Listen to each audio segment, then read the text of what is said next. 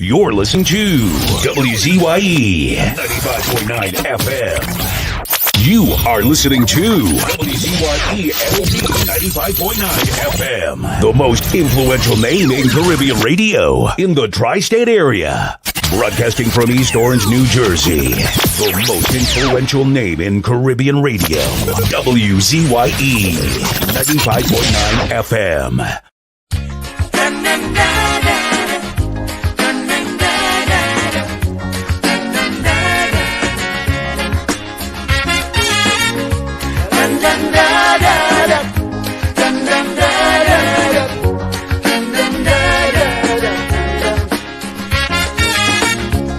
But I'm holding on in order to stay around in a life terribly imbalanced. For it is nature's way until judgment day. Weakness ain't got a chance. Playing strong cause I realize the price little one must pay to keep the big one in paradise. This torment and misery all day. Destruction of the weak is nature's plan. The humble and the meek must understand. This day of the strong man is the devil's heyday. So they will bite the ground when the master plays.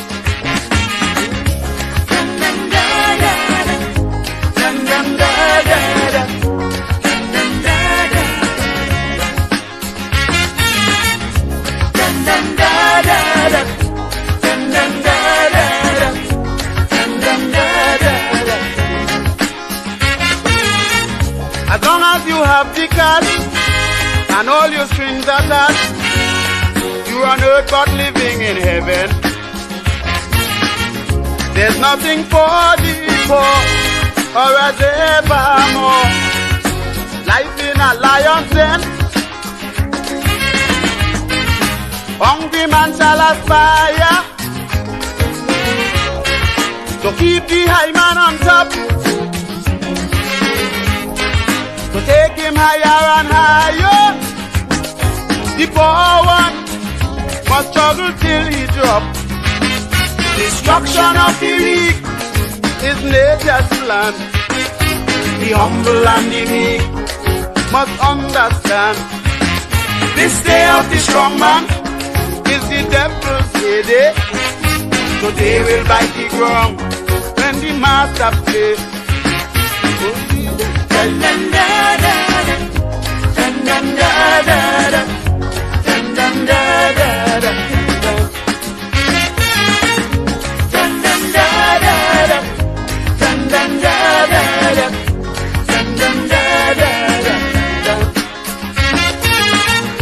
Down in South Africa, white men with gun power have the natives under subjection. The black majority live in poverty, all because they ain't strong. Black man life is a utopia. Nature make him a slave. South Africa is a nightmare for colored from cradle to the grave. Destruction of the weak is nature's plan. The humble and the meek must understand. This day of the strong man is the devil's heyday. So they will bite the ground when the master plays.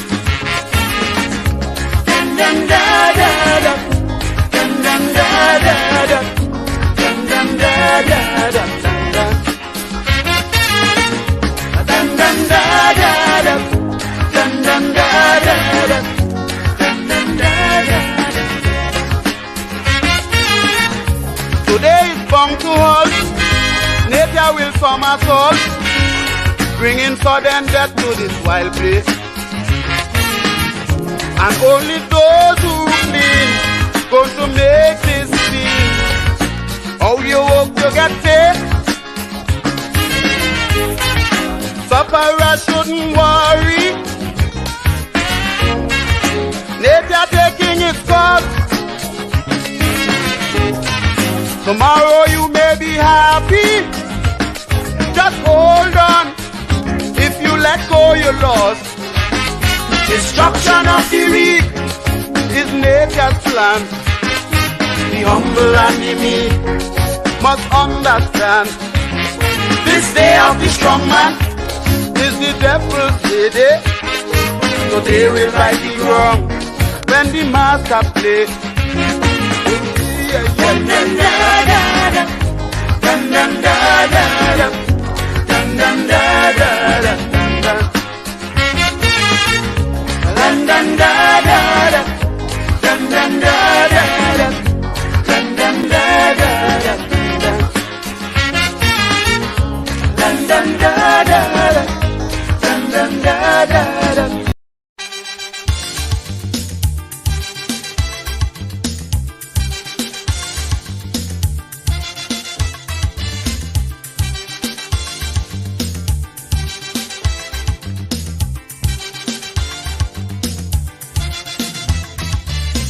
You get up one morning, your elders have something. You don't know how they get it, but you want to use it. But if you ask them old people to get the things what they went through, ask them this any day, and your parents sure to say, black man have to keep on jamming, or black man to get a little something. Make up your mind, brother, that you're able to get a pulley and jam with the devil. Why? Black man have to keep on jamming, or black man to get a little something. Make up your mind, brother, that you're ready to swim offshore and hold your boat steady. Black man have to keep on jamming, or black man to get a little something. So when you're here, you get a little something. With that dragon eye, you keep watching, because I don't tell you already. Black man do get nothing easy.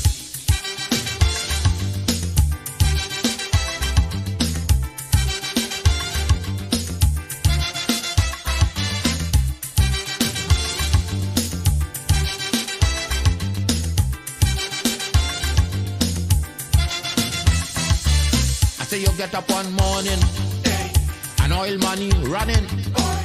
How it come you don't know, so that it care how the thing go. But if they read about Uriah, they wanna find out the pressure.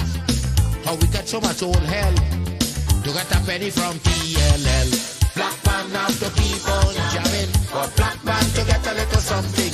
You got to take up your own cash money, pay people for your own refinery. Black man have to keep on jamming, or black man to get a little something. Make up your mind to be a magician, to make money out of scrap iron. Black man have to keep on jamming, or black man to get a little something. So when you're here, you get a little something. With that eagle eye, you keep watching, because I don't tell you already. Black man don't get nothing easy.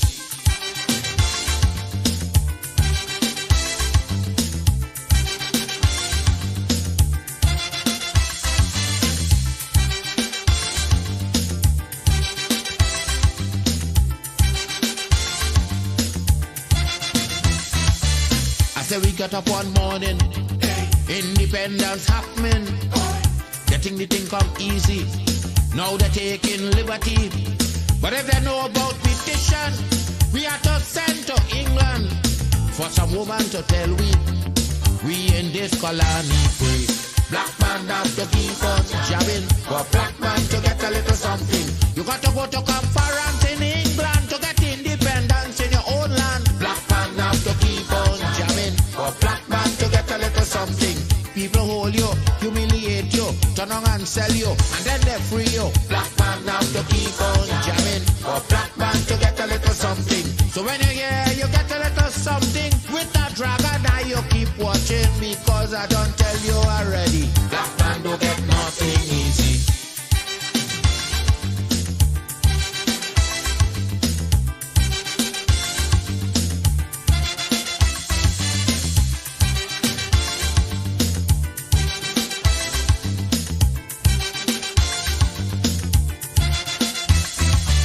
So when a black man gets something, he got to start thinking. You get it there easy. You got to practice economy. From getting licked from the slave master to become the landowner, brother, is a terrible journey. Back with plenty brutality. Black man now to keep on jamming. For black man to get a little something, you got to rise up, you got to stand up. Pick up your mind, you will always stay on top. Black man now to keep on jamming. For black man to get a little something, you got to go to conference in England to get independence in your own land. Black man now to keep on jamming. For black man to get a little something, you got to take up your own cash money, pay people for your own refinery. Black man now to keep on jamming. For black man to get a little something, make up your mind to be a magician, to make money out of scrap iron. Black man now to keep on jamming. For black man. Help! Somebody help me! I'm looking for Jacka. Boy, I tired to go around the country now. I don't know what to do again. Looking to buy a donkey to sell coconut in town. Can't afford to buy a pickup to tote me nuts around. So I gone up in the country looking for jackals to buy. But everybody I check, they keep on telling I. They say up here do a donkey, aliment a plenty. Up here do a donkey, aliment a plenty. If you want to see real donkey, aliment a plenty. If you want to find real donkey, aliment a plenty. Donkey for sowing day, donkey for sowing day, donkey for sowing day, donkey for sowing day. Donkey with PhD, doctorate, law degree. Donkey that dance for so, don't know from head to toe. Looking for a donkey, you want to find real donkey. Fat donkey, maga donkey, any kind you can get it. Oh, yeah.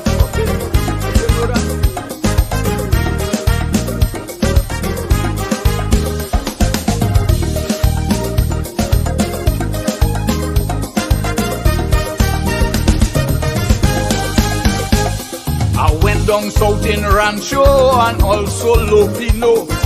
Fight up Mondo Nevo and Brasso Seco.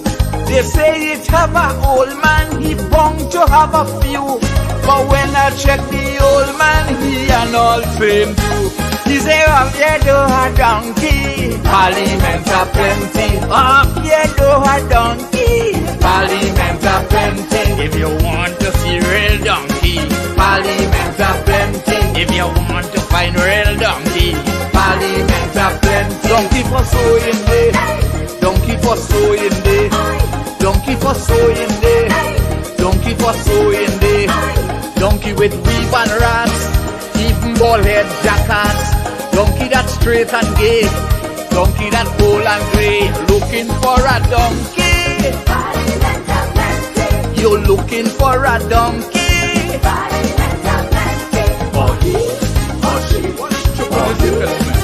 I know shiny donkey, I know what black donkey, grey donkey. What are you telling me about? Oh yeah, yeah, oh yeah. I wonder if I rain happen. They said that donkey looking like Saddam, and some looking like Madam. Long time had plenty donkey all over the country. You coulda buy 2 or 3, easy, easy, easy. But since it have a shortage of jackass, so they say, just wait until election when they come out to pray. Up here do a donkey, aliment a plenty. Up here do a donkey, aliment a plenty. If you're looking for a donkey, aliment a plenty. If you want to see real donkey, aliment a plenty. Donkey for sowing day, donkey for sowing day, donkey for sowing day, donkey for sowing day. Donkey in suit and tie, who love the mama guy. Drunk and corrupt donkey, that like to lie plenty. Looking for a donkey, so you want to find real donkey in right road.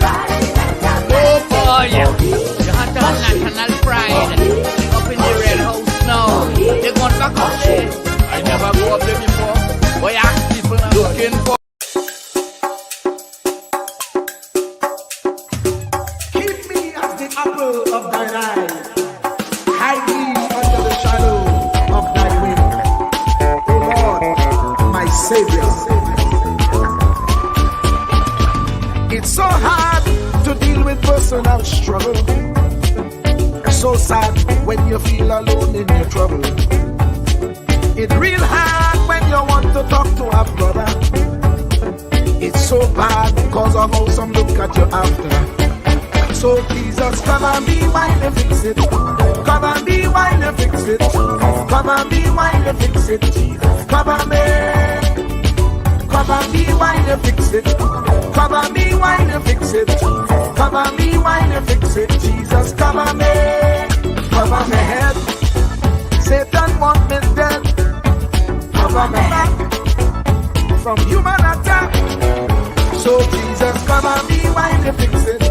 Cover me while you fix it. Jesus, cover me while you fix it. Jesus, cover me. People see you smile, but don't know the hurt that you're feeling. Even as God's child, at times your heart does be bleeding. Where can you go when you're really looking for healing? Who know how to flow when your soul needs some restoring? So Jesus, cover me while you fix it. Cover me while you fix it. Cover me while you fix it. Jesus, cover me. Cover me while you fix it. Cover me while you fix it. Cover me while you fix it. Jesus, cover me. Cover me home from evils unknown. Cover my feet so I'll never retreat. Oh Lord, cover me while you fix it. Cover me while you fix it. Cover me while you fix it. Jesus, cover me.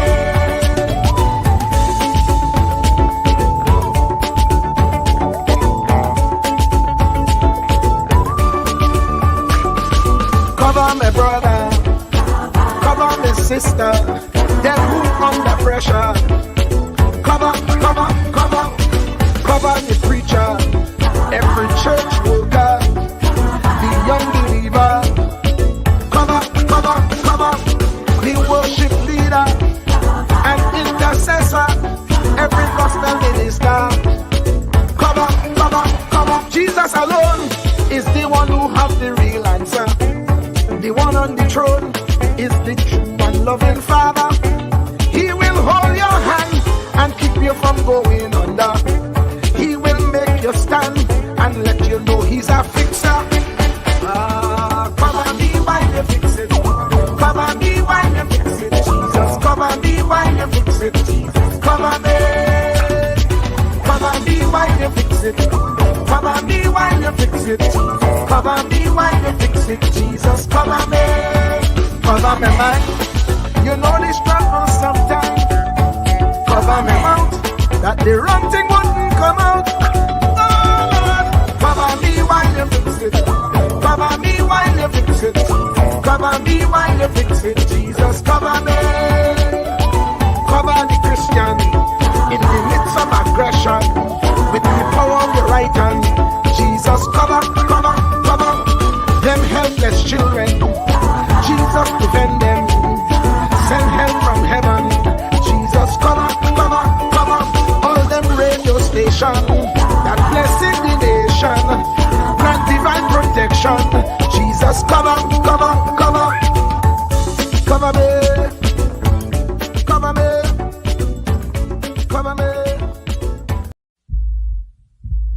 Truer words were never spoken. The less you associate with some people, the more your life will improve. Anytime you tolerate mediocrity in others, it increases your mediocrity. An important attribute in successful people is their impatience with negative thinking and negative acting people. As you grow, your associates will change. Some of your friends will not want you to go on. They will want you to stay where they are. Friends that don't help you climb will want you to crawl. Your friends will stretch your vision or choke your dream. Those that don't increase you will eventually decrease you. Consider this. Never receive counsel from unproductive people. Never discuss your problems with someone incapable of contributing to the solution, because those who never succeed themselves are always first to tell you how. Not everyone has a right to speak into your life. You are certain to get the worst of the bargain when you exchange ideas with the wrong person. Don't follow anyone who's not going anywhere. With some people you spend an evening. With others, you invest it. Be careful where you stop to inquire for directions along the road of life. Wise is the person who fortifies his life with the right friendships. If you run with wolves, you will learn how to howl. But if you associate with eagles, you will learn how to soar to great heights. A mirror reflects a man's face, but what he is really like is shown by the kind of friends he chooses. The simple but true fact of life is that you become like those with whom you closely associate, for the good and the bad. Note, be not mistaken. This is applicable to family as well as friends. Yes, do love, appreciate, and be thankful for your family, for they will always be your family, no matter what.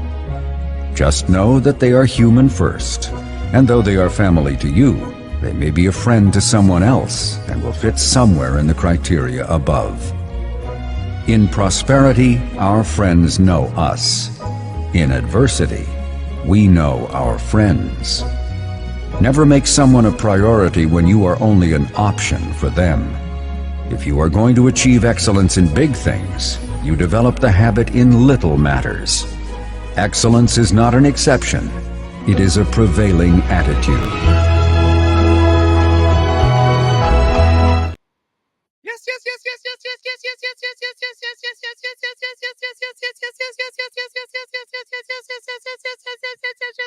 Let me say a special hello to all the WZYE 95.9 FM listeners. Of course, ladies and gentlemen, it's in the village with the DAT Triplets. That's DAT Triplets on WZYE 95.9 FM. And if you're joining us for the first time, of course, and you listen to us on air on 95.9 FM, D is Diana, A is yours truly, Anselm, and T is Tommy. And of course, ladies and gentlemen, in the village, we originate, we don't imitate. We welcome each and everyone, doesn't matter what color t-shirt you wear a pink t-shirt, you wear a salmon t-shirt, you wear a mauve t-shirt. You're welcome in the village with the DAT Triplets on WZYE 95.9 FM. Doesn't matter what planet you're from, Mazatanians, each one is welcome in the village with the DAT Triplet on WZYE 95.9 FM. Doesn't matter what planet you're from, ladies and gentlemen. You're from Mazatanians, Venaranians, Xenaranians, Sunaranians. Each and everyone is welcome in the village of the DAT Triplets on WZYE 95.9 FM. And let me say a special welcome to the commissioner, no other than Marshall T. Tommy, the commissioner of Newark from Salibia, better known as Salibe. He went to school in Palaseco. That's what I'm told. And he is no other than the commissioner here in Newark, New Jersey, Thomas E. Marshall Nisbet. Tommy, welcome. Good evening, good evening. How are you, my good friend, today? Today is a fantabulous, splendiferous day, man. I want to get my weed early this morning. Okay. Yeah. Did it work for you? Man, that worked splendiferous, man. Fantabulous. Okay. Yeah, again a special week for educators. Again, I'd like to say we appreciate you because this is your appreciation week. All of those who spend the time educating others, teachers as they are called. You are special to me, and I congratulate you and celebrate you this week. Correct is right. A special wishes to all the teachers in the chat. Nadia is a teacher. Denise. But you know, we are teachers. And yourself too. Your good self too.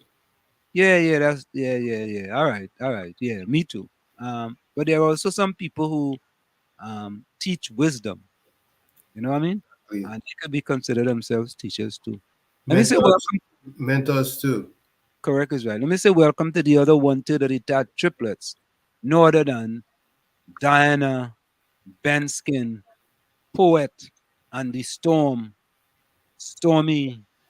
Greta, the Trin Beige Gonian, the poetress, the poetess, the motivational speaker from a location in Barbados on her way to coming to Trinidad and going to a very good school in Tonapuna, St. Augustine Girls.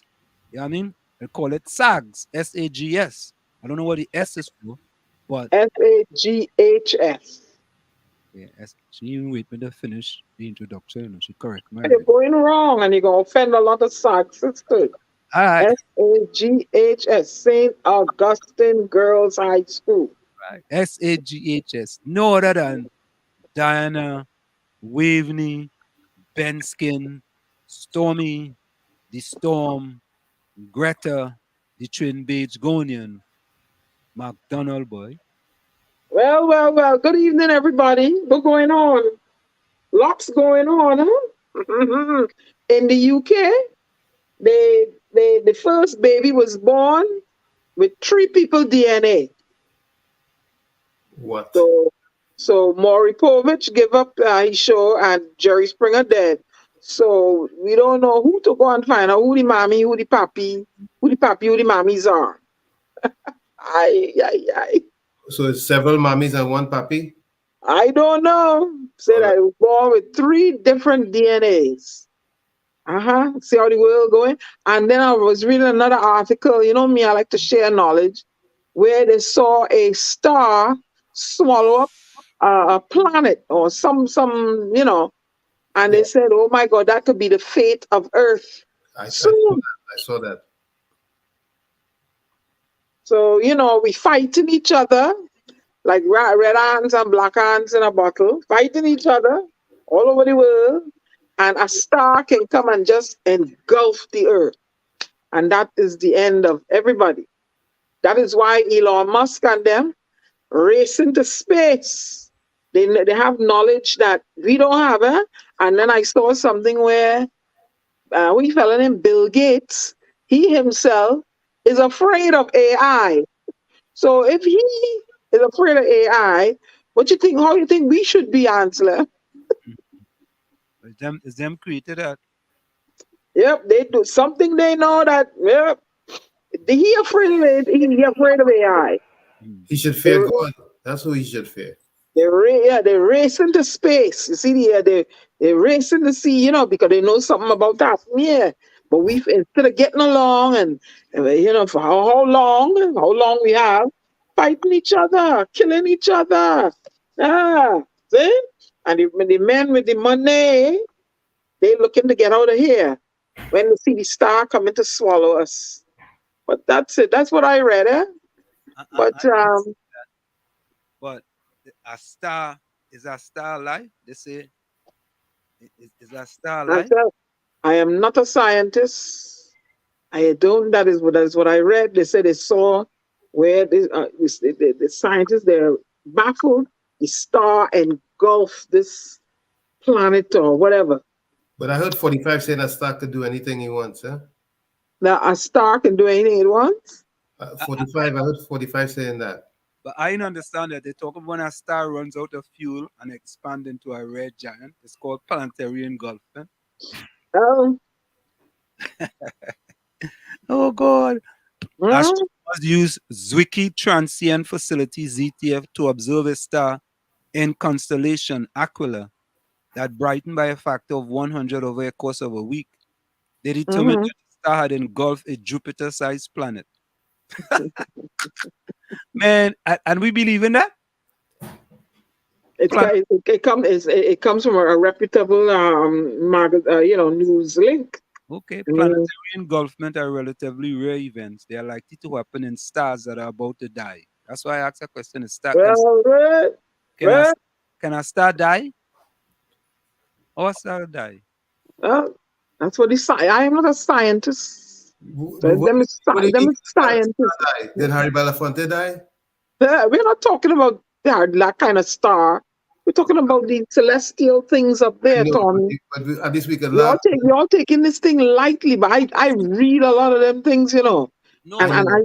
I say to myself, and nobody's paying attention. Like when they laughed at Al Gore about global warming, But I see my prime minister in Barbados along with one of them African PMs or whatever title she has. They put together and come up with this thing, you know, that the whole thing have to change up. The whole economy in the world have to listen, change up. we can spend the rest of our lives worrying about these things and not trying to fix the things that we are capable of fixing. There's some things that are out of our remit and our hands that we can't do. There's nothing we can do about. However, the things that we could affect and make a difference and change, these are the things that Yeah, but you know, you still want to enlighten the masses, you know. I fully agree. Yeah, Except you want to- I would want somebody to enlighten me because look, the first I learned about Mansa Musa was in college here. right. Somebody enlightened an African professor. It was an elective, an elective course, African history. And I said, you know what? It was between that and something else. I was like, nah, I don't need to learn about that. Let me go and sit down in here. And it prompted me to take another semester of it because I remember all I learned in the Caribbean was they snatch me, they bring me in chains, and they put me on plantation. Combustion. And I learned about Columbus, Vasco da Gama, Walter Raleigh, Francis Drake, Bartholomew de las Casas. You know what I'm saying? But nobody told me about Mansa Musa. Well, Right? And when I remember prolifically asking my history professor, wait now, you mean to say, and that's all my history? Slavery, we didn't come from nothing. We were running around in Africa before. What were we doing before we were snatched? Right? So he found that to be condescending. So he sent me to the quadrangle and walk around my hand up in the air till he told me come back inside. okay. Wow. You understand? So, all right. I never heard about Mansa Musa, never heard about University of Timbuktu. Nothing. Those things were not taught. And now the Satan want to take it off the curriculum in Florida. You see what can happen, right? Okay, good. yep. That's it. Oh, okay. So this is what it says. Planetary engulfment is Again. very, but can have a devastating impact on life on Earth. When a star engulfs a planet, it can cause the star to expand and become more luminous. This can lead to an increase in the amount of heat and radiation reaching Earth, which could potentially sterilize the planet. In addition, the engulfment of a planet can also trigger a nova or supernova explosion. These explosions can release a huge amount of energy, which could potentially destroy Earth, or at least make it uninhabitable. Wow. Fortunately, planetary engulfment is a very rare event. It is only likely to happen in stars that are about to die. However, it's still something that we need to be aware of, but could potentially pose a serious threat to life on Earth. Okay. Now you see, right? All right. Yeah. They're telling you about it, but they're telling you don't be alarmed, but they're telling you about it. You see what I'm saying? So I was like, wow. And be fighting and killing each other and something. A star can just come in, engulf everybody and be gone. You worried about that. Sorry, I worried about that. Meanwhile, let's focus You on. don't know, Anselm. Even them and all don't know. I ain't worried about that. You don't know, yeah. That way, you don't know, and I pay attention to them rich boys, you know. Everybody, why the sudden? You know what? But we got to worry about everything. Is everything we got to worry about? Them. You remember they had trips out of space and then come right back the other day, and people were paying like $125,000 instead to take that ride and float above and come right back down. Well, Why they doing all? I said, wait a minute, something going on. Down here that they want to run from. They prepare themselves for what they deem as the inevitable. They're gonna let you know what I feel they're gonna do, and I'm gonna write a novel on it if I sit down and put myself infect AI with rogue elements, with rogue data, and AI will turn on us, and leave us here with it, and them gone, All right. At the end of the day, doesn't matter where you go. If you go up in the moon, if you go on the sun, if you go on Jupiter, all of us end up the same place. Mars, Venus. Don't care if you go Mars, Venus, you could run wherever you want to run. Don't matter. Until you could bring back a dead man to life, forget about it. All of us. Well, you don't know that if they did it already, because some people say they seen Michael Jackson walking around the place, Look alike, of course. And there is a video. I don't know, I don't understand the workings of TikTok too well, right? But there's a video on TikTok where it was filmed inside the church where all the coronation and the mass was going on, whatever. And in the background, there's a shadow of what they termed Grim Reaper in the background. So I said, I can't tell if it was transposed in the video. I don't know. But when I saw it, I said, wow. And then there's some videos that they're showing you pictures from way long time ago where people in the 18th century and early 1900s there was a person in a picture with a cell phone to their ears. Yep. Sure they didn't superimpose that on that? I don't know. I don't understand photography. So, but and then I sometimes I sit and I think, I said, well, look all the stuff we see in Star Trek, and we see in Kit the car that used to talk, Knight Rider, and all that stuff has come to pass, boy. And it was fascinating to us, so hey, Hans, man. That's just my input of science today. Let's say, of course, first in the village was no other than Nadia. Nadia, good night. Good sweetheart. Yes. Nadia says, Ansem, good night. Tommy, good night. Good night, Nadia. Diana Benskin, good night. Keisha, Judy, Lana, Rose. I didn't see Lana in a little bit. Where's the quiche? Where's the quiche?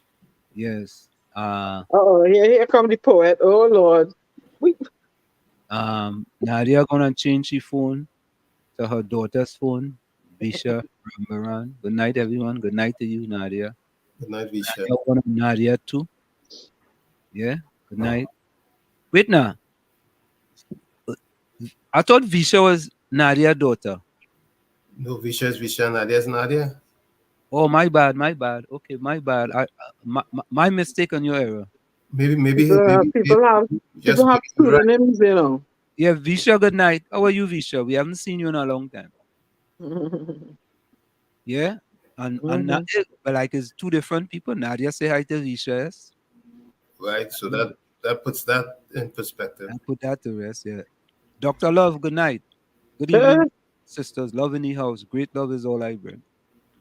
Well, like you said, my poem, Papa. Back to the planning. Mr. Walls, Lady Diana. All right, let me read Dr. Love Us's for the night. Let me read the love Us's. Sending out mountainous, thunderous, glorious, love holy lady. The Us's, man. I see a picture on Facebook. He's a good-looking fella, The fella, he just celebrate his 26th anniversary the other day. Yeah, well, if your wife, I tell you, wife is a good-looking fella. No, I didn't see that. Oh, 26th anniversary could be 26th birthday, No. 26. Go try that. Let me read the poem there for man. All right, sending out mountainous, thunderous, wondrous, victorious love to all the ladies. And you notice, he has only said out greetings to the ladies. Well, at least we are sure about He's a heterosexual male. his orientation. So Oh, okay, okay, all right. But you could just say a little hello sometime, you know what I mean? Just a no. little hello. He said roses are red, violets are blue. Daniel, we wonder if you let me share this overwhelming love with you. Oh Lord, Wait, Danny, Roses are red, violets are blue. Diana, it would be wonderful if you let me share this overwhelming love with you. but let me tell him. Let me respond to him now. Let me see. blush. Roses are not always red. Violets may be blue. And make it up. Rude boy, Rennie, tell me what I will do with overwhelming love when the bills are due. No money, no love. Give me dollars instead. With dollars, I could buy a loaf of bread and feed myself so I don't end up dead. You went kind of long. You went a little long. Wow. You had to stretch it a little bit. Yeah? Say that again. Yeah, but you had to say it again. You can't say it. I'll say it again. You had to write it down. Write it down and put Wait, it in the chat. let me see. Roses are not always red. Write it down and put it in the chat, if you don't mind. Write it down and put it in the chat. So we All could right. we have roses are red, violets are blue. Diana, we wonderful if you let me share this overwhelming love with you. Oh God, Oh, that's gee. a good His one. wife got divorced him. Let him keep it up. Do with it, man. You know, we just do it in the village. You know, I don't know. Am I run out of characters, Anselm? well, no, put it in two messages. Roses? What did I say? Are not on. You know, I'm typing it. I'm typing it. Roses are not always red. You go ahead. Yeah, highly inside. While this highly says only donkey. Not highly, man. That's just a song, man. Only donkeys in parliament. What tax? What tax? That's the inside. Never have a conversation with a fool. All right. They say highly. The storm, Bar John Benskin. Oh. God, highly. Why you highly? Where the highly? Why? When a star dies, it creates more Let him stars. keep up with me. I gonna make he low he instead of highly. Let him keep it up. When a star dies, it creates a black hole. Okay, what does that mean? A black hole in space. And then what happened after that? I don't know. I'm not a scientist. I guess That through that black hole it says forever. You can drift and go and nobody will find you. get sucked in.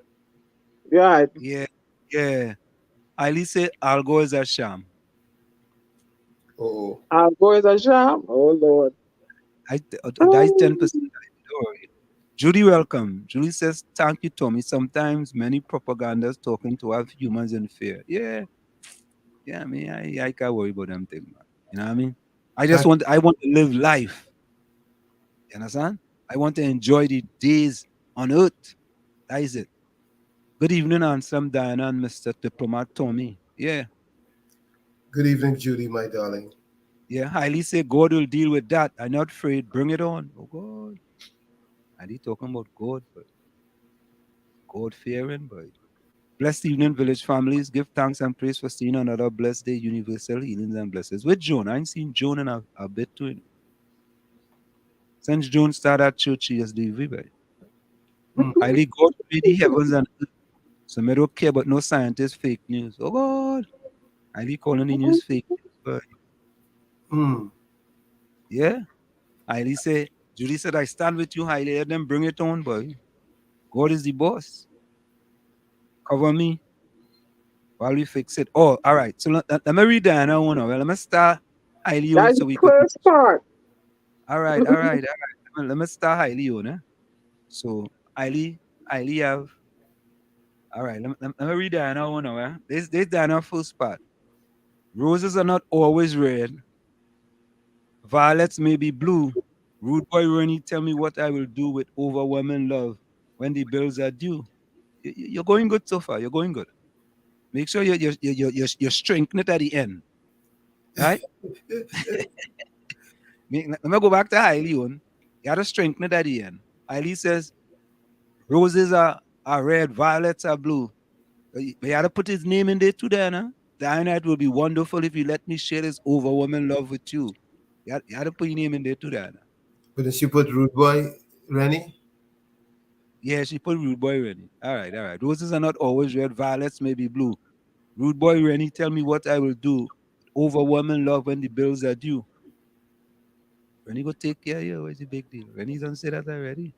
Hey, but Oh, Tommy, yes, you indeed. see, in Trinidad and Tobago, right?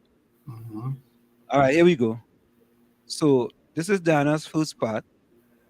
Roses are not always red, violets may be blue. Rude Boy Rennie, tell me what I'll do with overwhelming love when the bills are due. No money, no love. Give me dollars instead. With dollars, I could buy a loaf of bread and feed myself so I don't end up dead. All right, all right. But you kind of went a little off track with the kind of love thing, you know what I mean? Like roses and violets and Rose, over.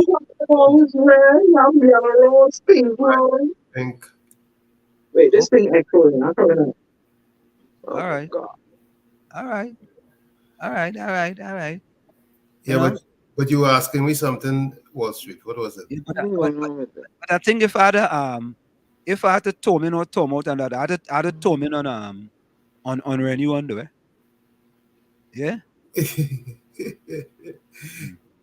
His, his was a little bit more fresh, right? Yeah. When he kind of splice it up a little bit quickly, you know, short and nice, short Hmm. to the point. You understand? But Yeah, Judy. the response was adequate. Yeah, we had to reach out to Rose and Lana and see what's going on with them. Yeah, I will reach out to them. Yeah, but Tommy, what I was saying is this, right? Go ahead. You see, when I coined the phrase HDD, hypocritical, deceitful, and disingenuous, right? Hmm. I mean, when we look at the landscape in Trinidad and Tobago, um, there's so much hypocrisy going on, right? So let me start with this, right? The Prime Minister is going to Washington to receive an honorary PhD from Howard University, right? 2023. Hmm. The president of Howard University, Dr. Wayne Frederick, received the highest honor in Trinidad and Tobago when received the Order of Republic of Trinidad and Tobago in May 2022, right? Now, I'm asking the question, what did Dr. Wayne Frederick do for Trinidad and Tobago to receive the highest award? And what did Dr. Rowley do for Howard University to see, or in the world or globally, to receive an honorary degree from Howard University? You know what? Let me find out what it is. What? Who receives an honorary PhD? Who receives an honorary? I'm kind of wondering if we can find out specifically what were the reasons why stated when they received their honorary degrees that they did do so. You know what? I think we could call maybe we should call Dr. Shane Mohammed. Maybe he might Yeah, be. yeah. Let's call him. Let's call Yeah. him and see what he Okay, said. this is what it says. This is what it says. An honorary PhD, Doctor of Philosophy, is a degree that is awarded by a university or college to individuals who have made significant contribution to a particular field or to society in general, but do not hold an academic degree in that field.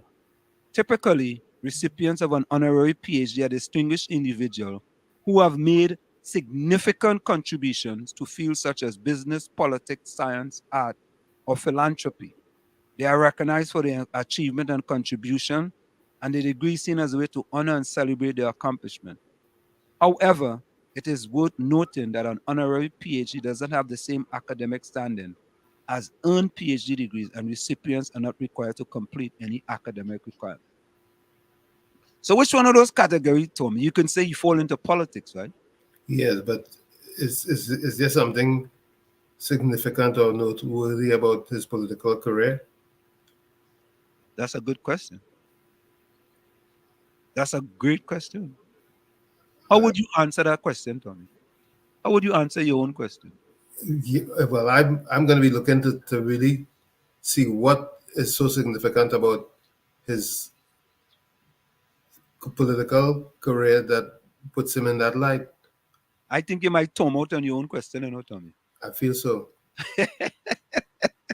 Because I'm still trying to figure out, well, what in his political career or life is so overwhelming or so significant that it warrants an honorary PhD. All right, so let's see what are the qualifications for the ORTT, right? Right. Let's see what that is. What are the qualifications For the order for the Order of the Republic of Trinidad and Tobago? Of Trinidad and Tobago. What are the qualifications for receiving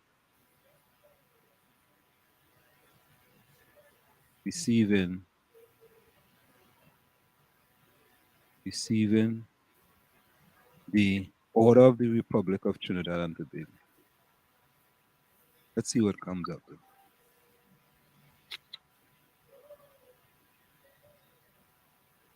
Okay.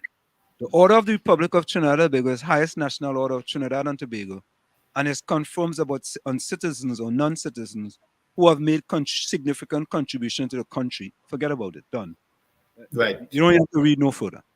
Well, we want to know what contributions he made to the country. That's what I'm saying. So all right. To qualify for the award, the nominee must have demonstrated excellence in his or her field of endeavor or made a significant contribution to national life, demonstrated service to Trinidad and Tobago or humanity in general, demonstrated sustained long-term achievement in his or her field or contributed to national life, which has brought recognition to Trinidad and Tobago, and shown evidence of character, honor, and integrity in his personal and public life. The decision to award the Order of the Republic of Trinidad and Tobago is made by a committee appointed by the President of Trinidad and Tobago after receiving recommendations from the public. I don't know about that. Recommendations from who? The public? Yeah, I don't know about that. Or from the leader? They might mean the leader. I think that's what they mean. The leader. Right? So Tommy, these things are not, what is the word I'm looking for, boy? These things are not set in stone, right?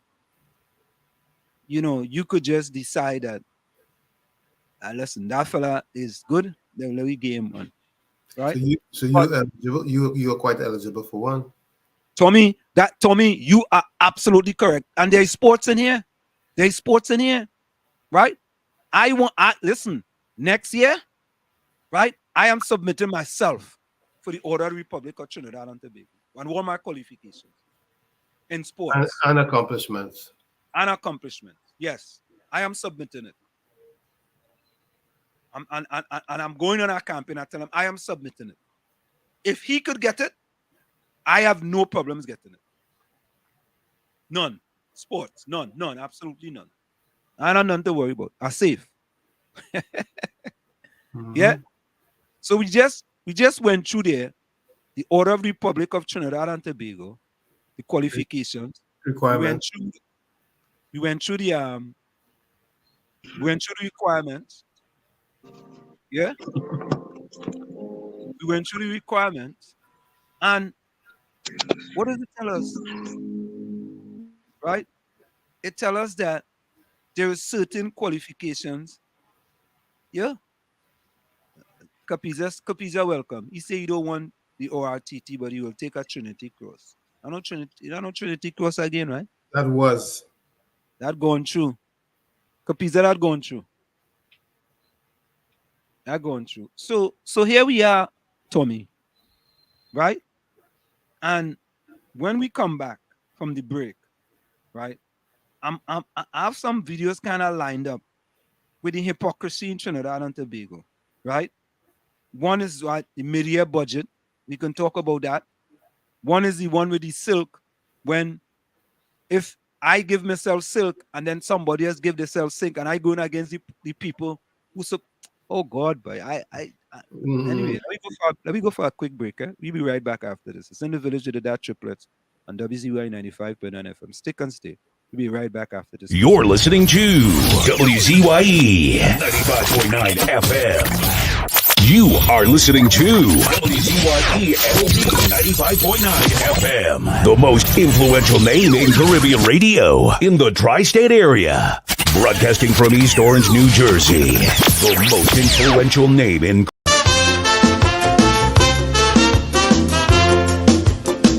this thing called PNM, this thing called UNC, is one set of dotishness to Mama Kai, you and me.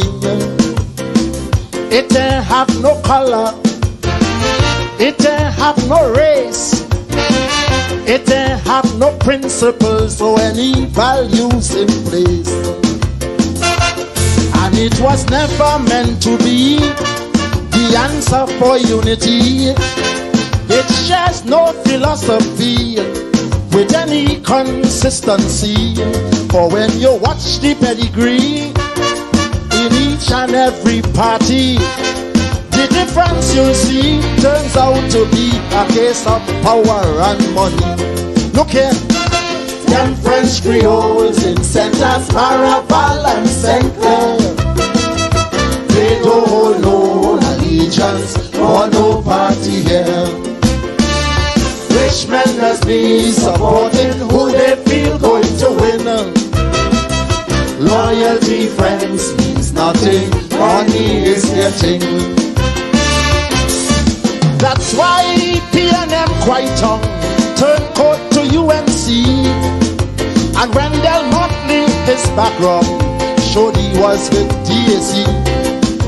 Hector Macklin, the speaker, swore PNM till he dead. And when the last election over, he was UNC instead. Augustus Ramreka Singh, I knew him in Tapia. Next thing I know, he was a PNM minister. John Humphrey changed from Trinity and he joined about 5 parties. So he's only die-hard you and grassroots me. It's PNM and UNC. I lie.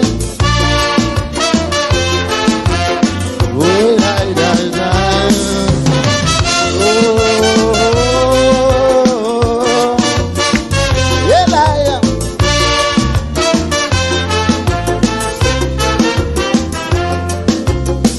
This thing called PNM, this thing called UNC, is only a power play to get our sympathy.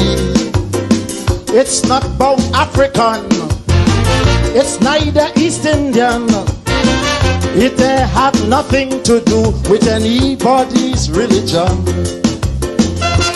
Kamaluddin is a Muslim, Mahathir a Christian to the brim. Yet Montano the mulatto, different race, same party, you know. Johnny Milton and Rex Awan are 2 Chinese politicians. And while both of them love PNM, Brian Whiteton had a problem. Them French Creoles in Saint-As, Maraval and Saint-Clair, tell them they don't know allegiance or no party here. Right through, rich men just be supporting who they feel going to win. Loyalty, friends, means nothing. Money is their thing. The name Steve Ferguson is really an East Indian who with Ishak Galbar and Singh, both parties they financing. Joey Saw and Emil Elias are PNM Lebanese, and yet Sabta of the same cast helps UNC pay their fees. Syrian businessman John Rahel, PNM make him mayor. An African with Mark as well. UNC made him minister. PNM's fundraising dinner had businessmen of all color. So it's only stupidity, you and me. It's PNM and UNC.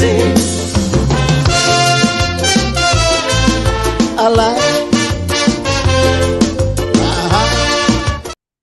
Get back with you. It's in the village of the DAT Triplets on WZYE 95.9.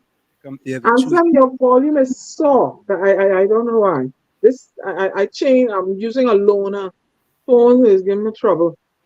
Tommy, are you hearing him clear? I'm not hearing him clear at all. I heard him, but he was soft, as you said. Yeah, you're really soft. When now?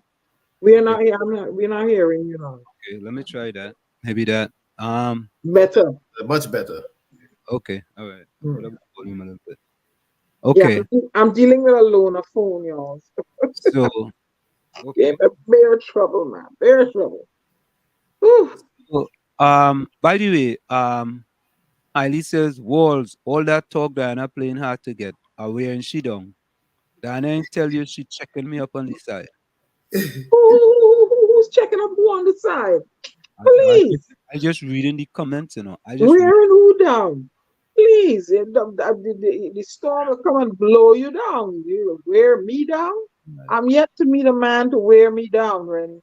Rude boy, Rennie. This is good. This is going past the program now. I think you all have that. I see you wearing she down, boy. You wearing your down.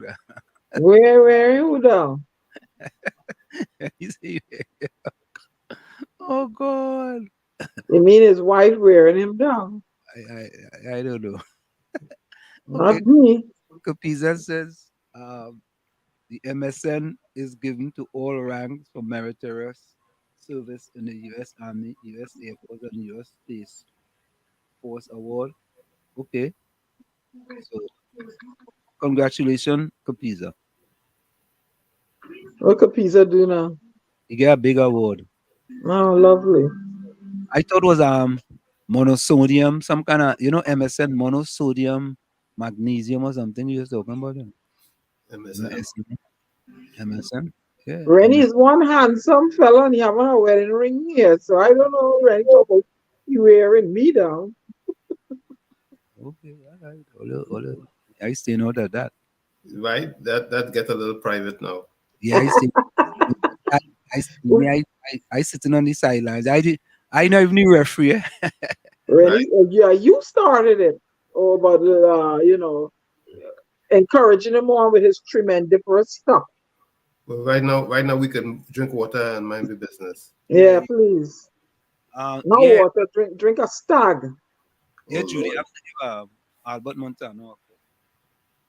I wonder if I should call him. No, I ain't gonna call him money. I'll call him off. I'll call him off. I'll give him a call. Yeah. He had a death in his family. Yeah. Wow. Accept our condolences, Albert. Yeah. Mm-hmm. I signed the condolence book on behalf of WZYE. Who is it? Okay. One of his immediate family? Yeah. Yeah. Mm-hmm. Yeah. So what I wanted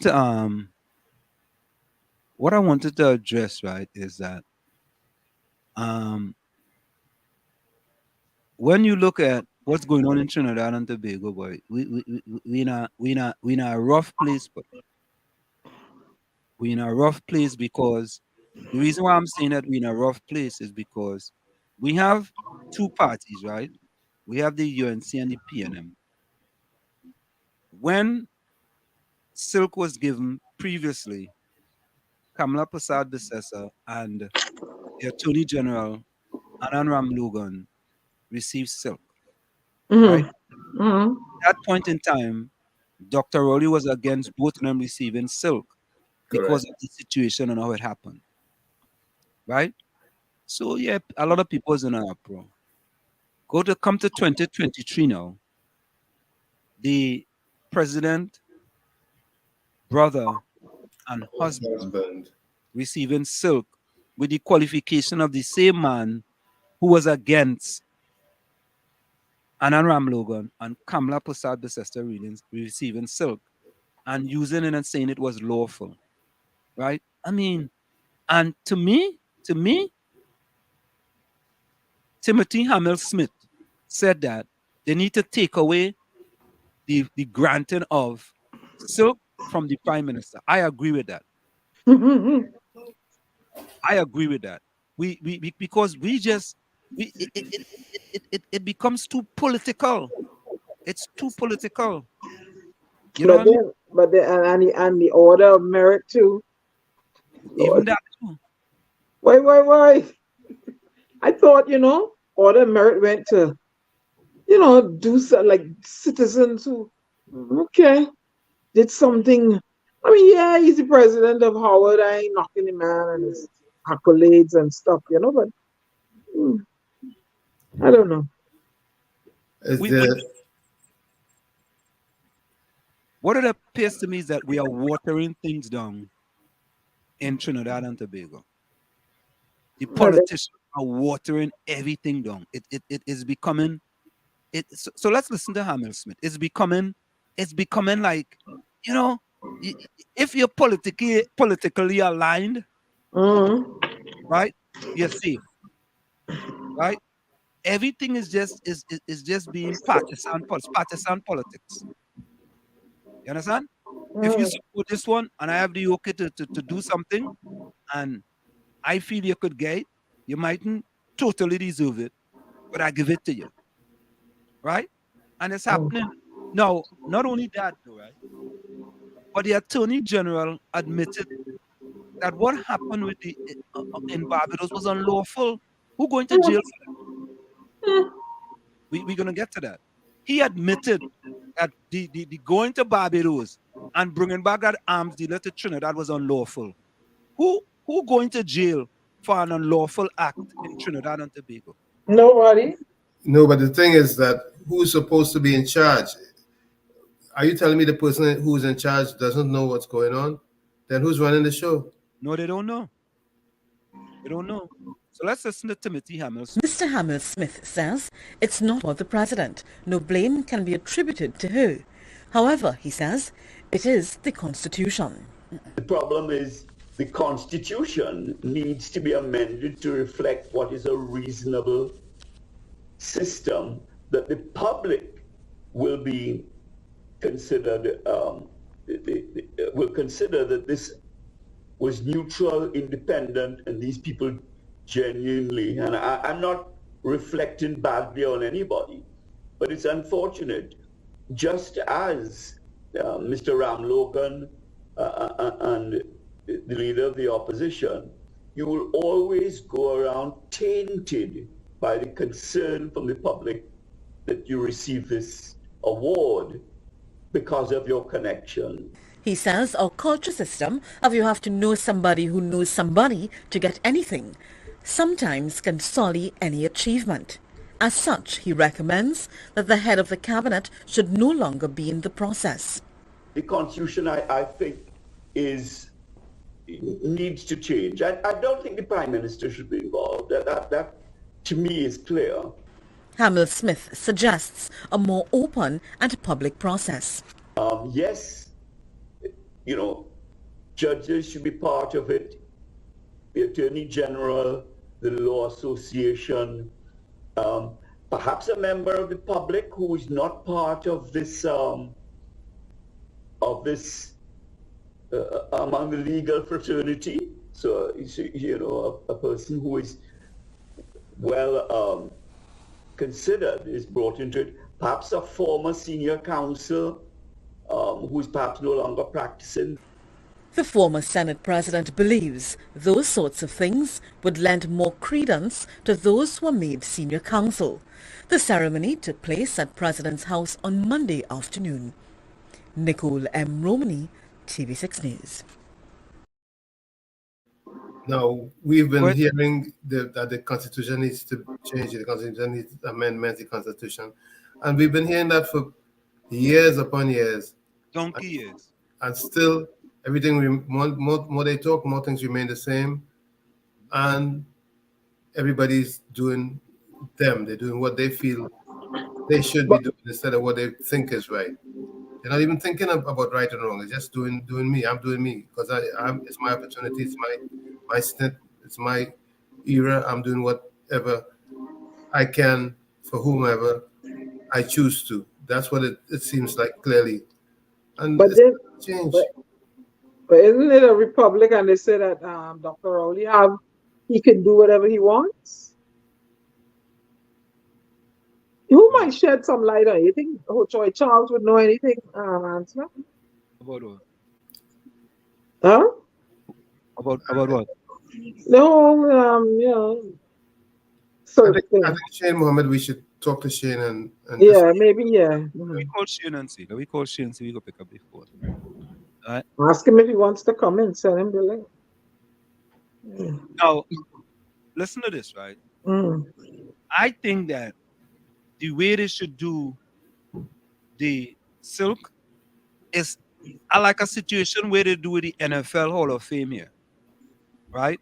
And they could tweak it a little bit, right? But there are people who have been previously inducted who are on the committee, right? I mean, former players will know which players should be inducted into the NFL Hall of Fame, for example, right? So you will think that in Trinidad, you will think that senior councils who have gone through being selected as senior councils might have a general idea, right? And it's not just them alone. Like for the NFL, there's 48 members. And you have to get, I think, 65% of the votes, for example, in order for you to be inducted into the Hall of Fame. So for you to become a senior council, a man could put up your name and he himself can vote on your name to be a senior council. I mean, it didn't make any sense. It just doesn't make sense. So to me, they are watering down senior councils in Trinidad and Tobago. They are watering them. They are making it feel like, and again, it's the spaghetti theory. They're throwing stuff up on the wall and see what goes stick. Sure. What is the system? The system is basically tainted. It's a tainted system. And they need to just, a tsunami need to come and wipe out that system. And but Ansem, what the tsunami will come in the form of whom? Voters voting? No, in a change in the constitution for the voters to say that we want change in the constitution. But if they don't want to change the incumbent to try something else, who tell you they want the constitution change? No, the voters want constitutional change. They want constitutional change? Yes. I will say that there are many people who want constitutional change in Trinidad and Tobago. But who can put forth a referendum on that? I'm calling Dr. Shane. That's a good question. All right. Go ahead. No, you want me to put him on the phone? Yeah. Send him the link. Yeah. Judy says. All right, he says he's coming. Okay. I'm sending him the link. Yeah. All these set of awards given to all their favorite bodies while the country's under siege criminal. Absolutely no solution. Focus. Yeah, Judy, you focus. All them awards and big dollars that could be helping the helpless citizens. All right, I sent him the link, so he'll come in. Okay, correct. Right. All these distractions are not helping. They're not helping, man. And it just continues. Tommy, there is no one. Well, let me not say there's no one. There are many people who are totally silent on this ORTT award and the PhD. Right? They're talking about the Silk Award. Yes, they're talking about that. And look at this. The Attorney General said what happened was unlawful. Let me get that bit. It was unlawful? Yeah, he said it was unlawful. Who that's Amor? Yes, Amor. Hello. Said what happened. That's the Barbados incident we're talking about. Yes, the Barbados incident. I wonder, Lord Father. Is he saying also that the person who's who has the last word on everything hasn't been doing his job. Either he's telling us a lie or he's too damn lazy to do his job. I wonder who you referring to there, my boy? I think he was making a statement on Armour was talking about let me get the thing before I misquote him, man. Top cup, Kamala on silk, Kamala Ember team doing well. Hold on, eh? Oh, here we go. I think this is it. Let me see if this is it. Because that's why our parliament is it's like a stinking dirty fet. They'll come for you, boy. I'm convinced the only solution to fixing the issues in Trinidad is a regional solution. And I will stick with my belief forever. And it has been that way for many, many years now. And it is more and more apparent that that's the only solution. It has to be a regional solution because it's not going to happen on the ground in Trinidad. I mean, I when I listen to these people, let's listen to this. I think this is the video. Honorable members, the question is that this House suspend Order 24.3 in order to permit the Attorney General to complete his statement. All in favor say aye. Aye. Any against? No. The motion put to the House of Representatives by Deputy Speaker Esmond Ford, which was raised by Leader of Government Business Camille Robinson-Regis to suspend the standing order for the time limit for ministerial statements, appear to have set the tone in the Parliament chamber for Attorney General Reginald Lamore's statement on the Brent Thomas matter. A division was called and the motion was approved by the government's majority. The opposition, however, made its objections very clear as the AG spoke about the state's appeal in the Brent Thomas matter. Suffice it to say, Mr. Deputy Speaker, that I have done this because, as I said at the beginning, we accept that judges at first instance can make errors. In this case, I will say only that. I did stand on 48.8. Judges, we cannot comment on the conduct of any person, including a judge. And he's saying that the judge could make an error. It is clear. It is clear. Overruled. The Attorney General sought to address what aspect of the High Court's ruling in the Brent Thomas matter the state will not be appealing. The state of Trinidad and Tobago conceded before the judge that the return of Mr. Thomas from Barbados to Trinidad and Tobago was unlawful, having been effected outside of the extradition process provided for by the extradition open brackets Mr. Deputy Speaker, Order 49.1, we are going into the merits of the first instance judgment, and they have said the Attorney General has lodged an appeal. He has also said that they have applied for an expedited hearing of the appeal. All of this goes to the merits of the matter. Okay, honorable member, you can say it as loud as you care to. Overruled. At one point, the Prime Minister sought the intervention of the presiding officer. Mr. Deputy Speaker, with all due respect, I would what standing order? Like what standing order, please? What standing order? The member is rising on, please. Mr. Deputy Can you indicate what standing order the member is rising on, please? What standing order? What standing order, please, please. What standing order? I stand on standing order. I stand on standing order 48.2. Thank you. Standing order 48.2. I heard you, Honorable Prime Minister. I would like to hear the Attorney General in silence, please. Late last month, High Court Judge Devendra Rampersad stayed the gun-related charges against Mr. Thomas and was critical of the Trinidad and Tobago police officers who flew to Barbados to detain the licensed firearms dealer and returned him to Trinidad last October after he had been detained by officers of the Barbados Police Service.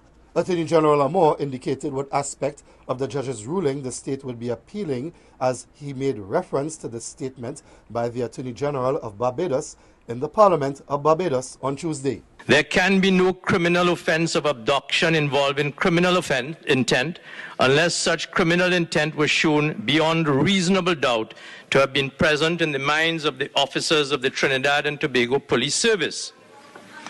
The evidence was to the contrary. Late last week, the state took steps to appeal Justice Rampersaud's ruling.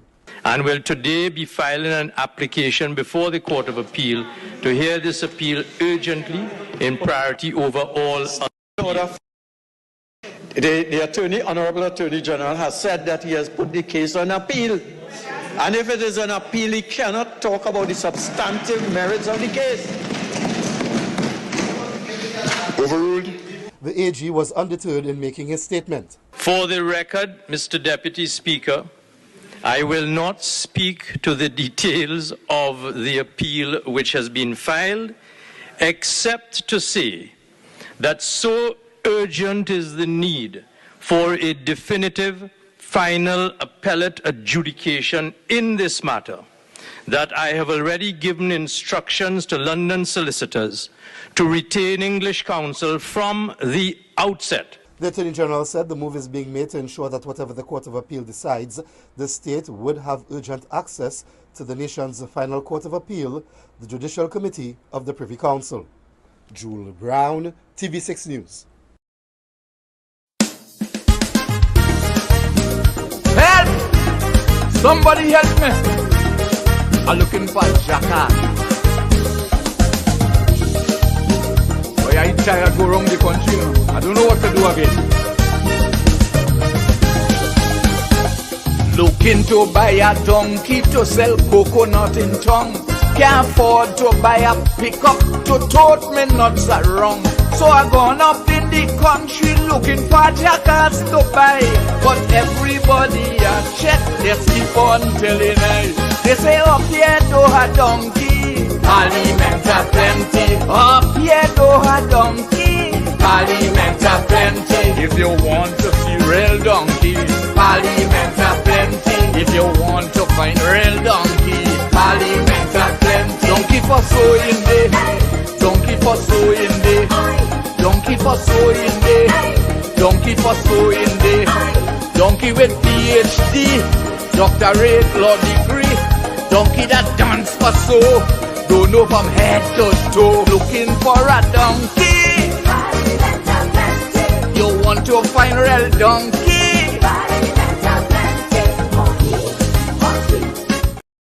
We're back with you. It's individuals with the DAT Triplets on WZYE 95.9 FM. We come to Dr. Muhammad.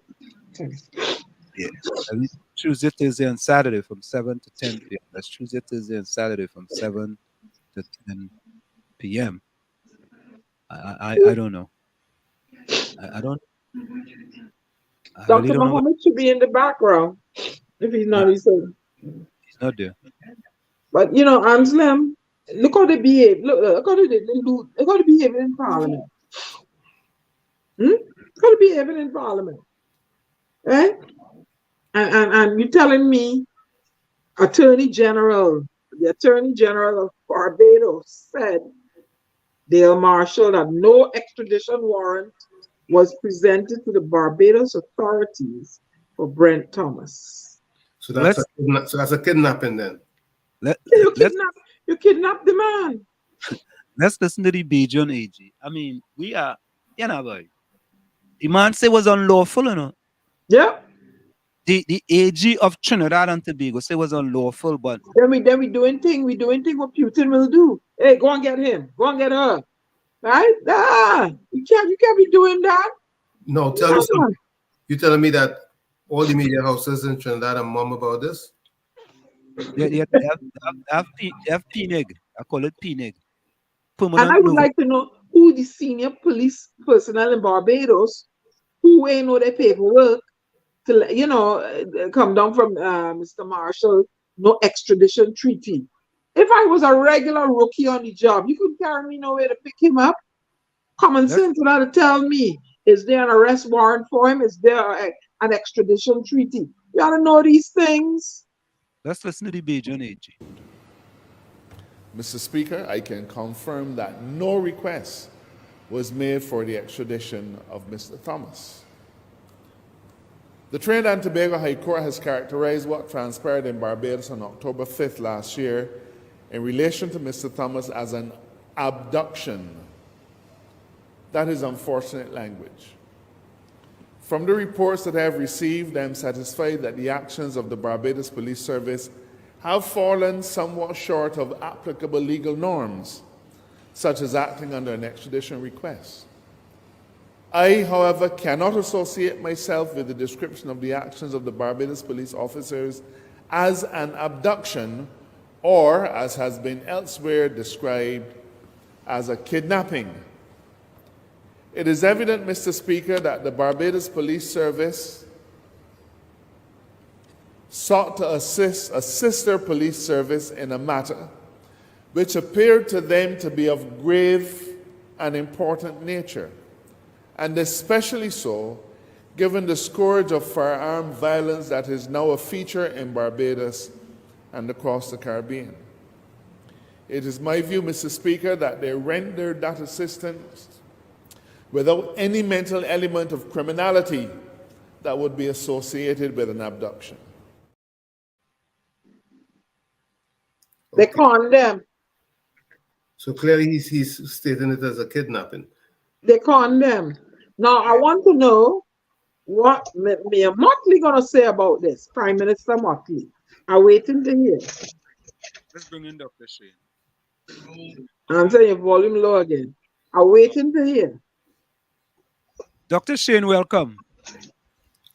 And he's coming in with the Red House again. Where are you, Dr. Mohammed? Dr. Mohammed? I'm here. You think welcome. Or blue or white or something? Why you coming with the Red House? You went in the Red House. Why am So, I coming with the Red House? Yeah. You like Bacchanal, you know. You like Bacchanal. No, you're reading it the wrong way. You like Bacchanal. Yeah. We just wanted to get in here. We wanted to get in here quickly because we seen, first of all, right, we want to get your feedback on the ORTT by Dr. Wayne Frederick. And then you soft answer again. You lower your volume lower. Then the PhD by you hearing me? Or it's too low? You're going in and out. Hold on. You hearing me now? Yes, stay there. Wherever your mouth is, stay there. Okay. Wherever my mouth is. All right. Yeah. So Dr. Shane, we're trying to find out. We want to clarify something, right? We look at the qualifications for the ORTT. We look at the qualifications for honorary PhD. And we're trying to line it up with the individuals who receive the ORTT and the individuals who say the PhD, honorary PhD. So can you help us with respect to Trinidad as the ORTT, and then just use your knowledge with respect to the honorary PhD and help us with these two highest awards that Trinidad and Tobago can give and Howard University can give. All right, so let me start with the order of the Republic of Trinidad and Tobago. It says that under the Office of the President, under National Awards, it says that the Order of the Republic of Trinidad and Tobago may be awarded to any citizen, as well as non-citizen, who has rendered distinguished and outstanding service to Trinidad and Tobago. It may be awarded posthumously, but a deceased recipient does not become a member of the society. So there's a society that is involved, right?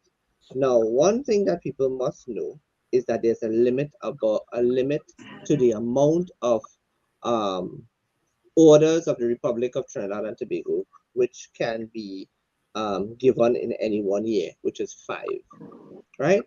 So in 1 year, only 5 awards, only 5 orders of the Republic of Trinidad and Tobago can be given.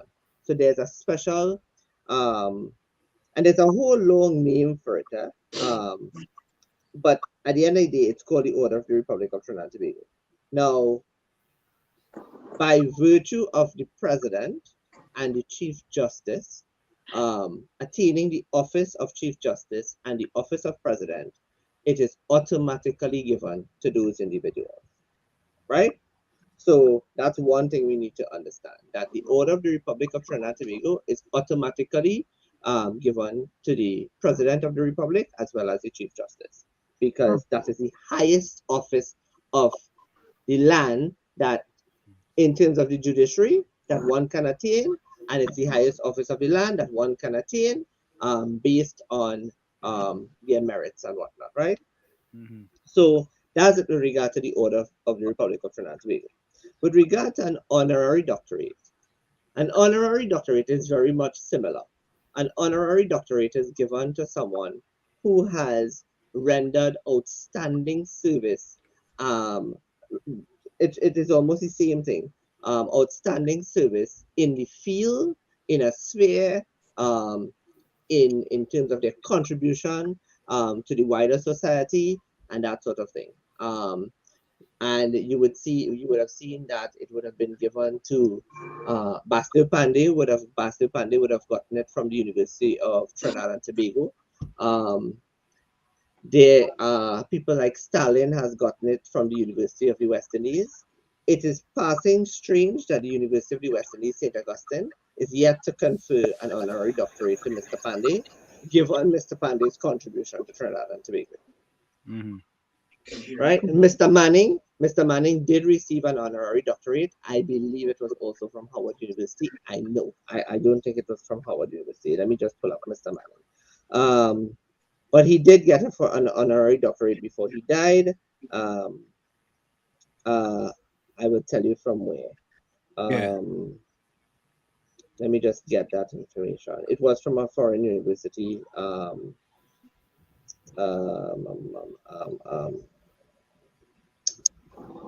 Where did he get it from?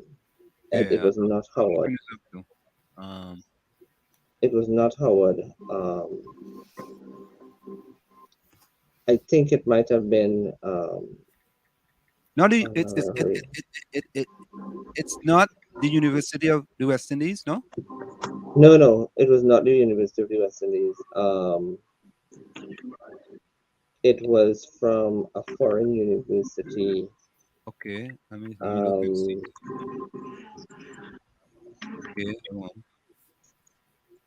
yes, look at here. It is from. What is it? Mr. Manning got it. Gosh, come now, don't do this. Mr. Manning got his honorary doctorate from Brooklyn. So it was an honorary law degree from Medgar Evers College in Brooklyn, New York, on the 26th of September 2007. Okay, cool. Right. Okay. Yeah. Now I don't know if people have been watching on, but I have serious issues with this honorary doctorate. I think it is. I don't know if you all know that Trinidad and Tobago is currently in the running for UN presidency of the UN, right? Yes. Good. Yeah. And therefore, I asked the question because you're starting to wonder. Who is it that they may have in mind to be the nominee as president of the United Nations? And Motley. Putting one and one together, I have a feeling it may be the outgoing president of Howard University. No, Mia Motley.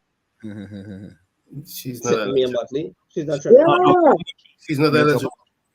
She's not eligible? Yeah, because she's a prime minister. Yeah. She's a prime minister. And listen, never, Dr. Shane. But he's retiring in September though. When are they gonna pick that position? Wait. All you miss me. I'm kind of slow today. Should bring real and come again. Paula May Weeks is being considered for what? She's eligible for what? No, not Paula May Weeks. Paula May Weeks has gone into total. Because I was like, so who is it? Dr. Shane. Okay, here's the thing, right? Dr. Frederick is retiring in September. I think they have to make that selection of the president by, is it August? I think I read something in the papers with Amory Brown Oh, was geez. politicking for Trinidad to become the next president of the UN. You know, and it was the former what's the fella name again? I think some one of them fellas and them wanted to be. You know what? I think I have that in my phone here. So I don't know. I'm just guessing here. If they have to select that person by August, for example, right? Dr. Wayne Frederick is retiring in September. He is So retiring in September. Does he have leave to take before? I don't know. That's a That good will question. be that is something to consider. That's a good What question. I find is very disingenuous is that the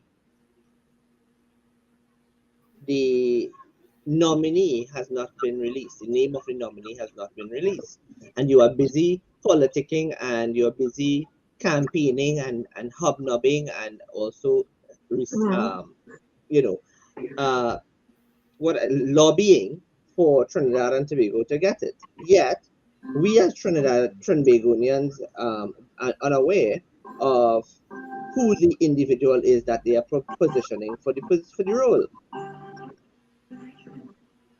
I think in the article they had mentioned a person's name, and I'm looking for it. So this person, the current president, is actually the presiding officer of the General Assembly, has been in office for 1 year since the 13th of September 2022. Therefore, it could be that his rule does not come up until the UN General Assembly meets in 1 year, which would be in September. So it would all line up, all the ducks would line up. Dr. Mohammed, I have a question. So, becoming president of the UN is the title?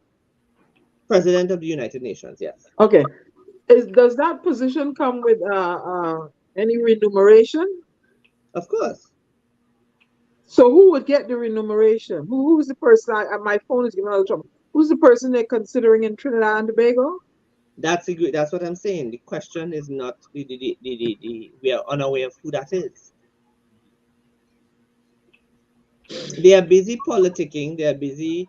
They held a huge reception the other day for a lot of people that they were lobbying to get it. But what has happened is, if it comes to Trinidad and Tobago, let me tell you something. Antigua and Barbuda has held the rule, right? And St. Lucia has also held the role. So Trinidad and Tobago is hoping to get into that lineup. Guyana has held that role as well. So, how it could look that Trinidad and Tobago has not sought to go after the role. And it switches every year. It does not stay with one country every year. It switches. So the current president is from Hungary. Before that, it was the Maldives. Before that, it was Turkey. Before that, it was Nigeria. Then you had Ecuador, who was a female. Slovakia, Fiji. So they take you from also different parts of the region, or different parts of the world. So it might be that the Latin American and Caribbean group is up next. Yeah, Dr. Shane, I found the article. It was on May 9th in the Newsday. Brown confident as U.S. General Assembly campaign intensifies. It says, Foreign and CARICOM Affairs Minister Dr. Amory Brown remains confident that TT will be elected to the presidency of the UN General Assembly when the next convenes at headquarters in, oh boy. When? Oh God, it's September.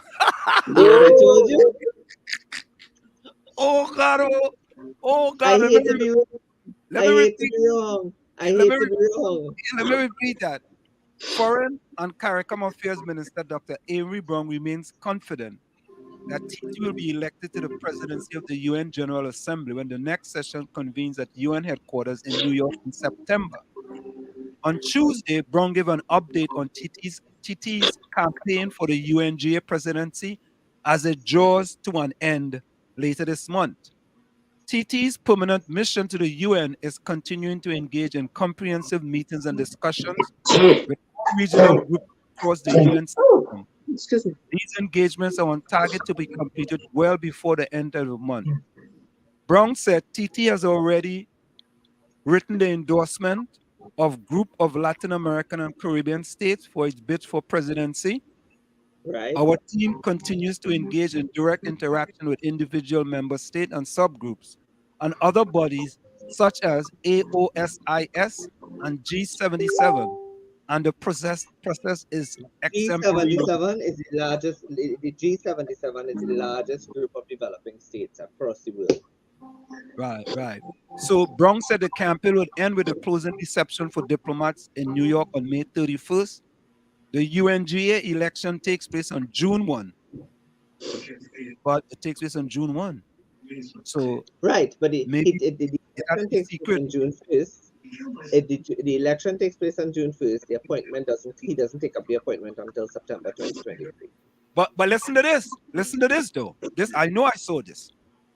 TT's begin its campaign for the UNGA presidency at UN headquarters in New York, where the reception that treated diplomats to this country's most popular street food doubles.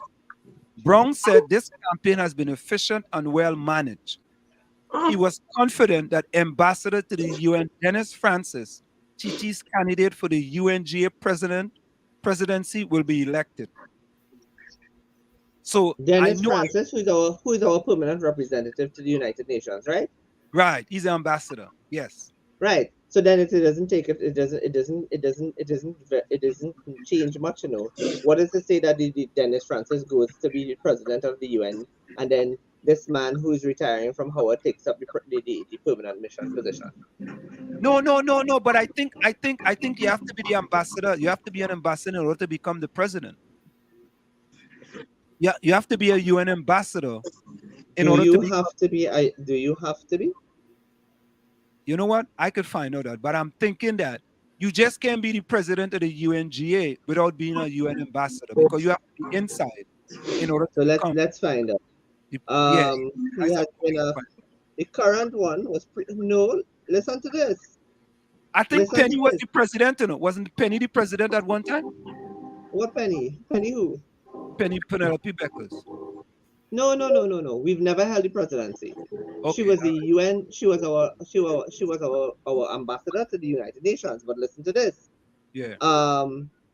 The current president of the 77th United Nations General Assembly is a Hungarian diplomat and was previously director of environmental sustainability in the office of the president of Hungary. You don't need to be a diplomat. You don't need to be an ambassador. So I guess what you're saying is that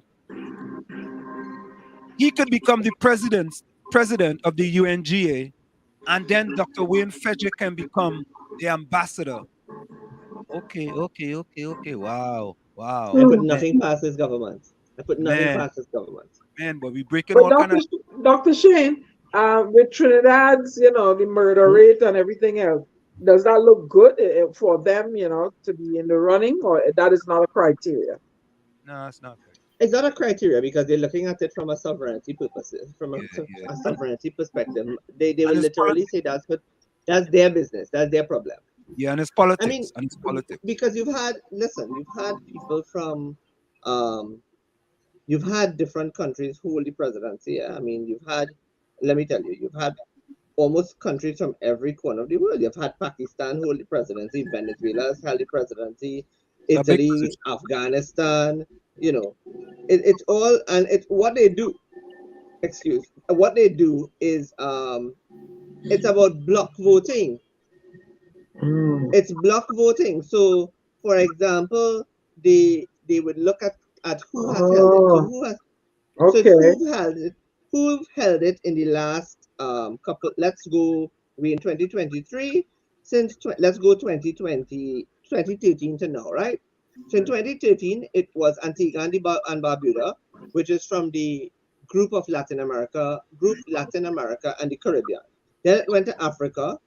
Then it went to the WEOG. The WEOG, if anybody's wondering what the WEOG is, the WEOG is the Western European and other groups, right? So it went to Western European and other groups. Then it went to Qatar.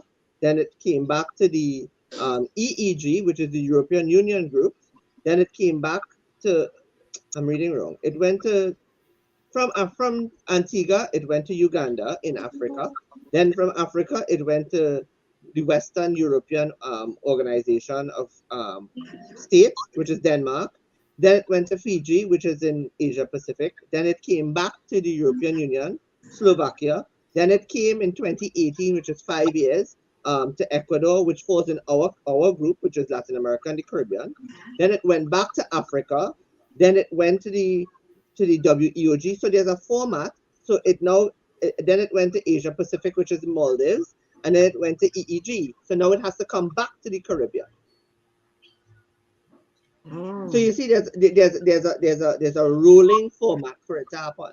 So it just happens that Trinidad and Tobago has now started to put itself forward. Because Trinidad and Tobago hasn't held it before, we may very well. That's why they could be confident that we get it. Well, I put something out there. With regarding, and this is my own. And I read Buddy had whispered in my ears a few months ago that there's a possibility of Dr. Wayne Frederick being the next political leader of the PNM. You know what I mean? And when the ORTT was given, and then the PhD followed up. Remember, ORTT was given under the UNC, yeah? No, it was given last year. No. You get the ORT last year, May 2022. Last year? Yeah, last year. You get May 2022. I know that for a fact. You mean independence? Huh?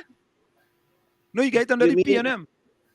Yeah, I know, but he got it under the PNM. Yeah. Wayne Frederick, president of Howard.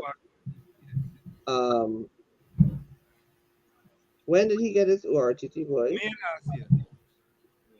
May last year? Yeah, it was in the papers last year.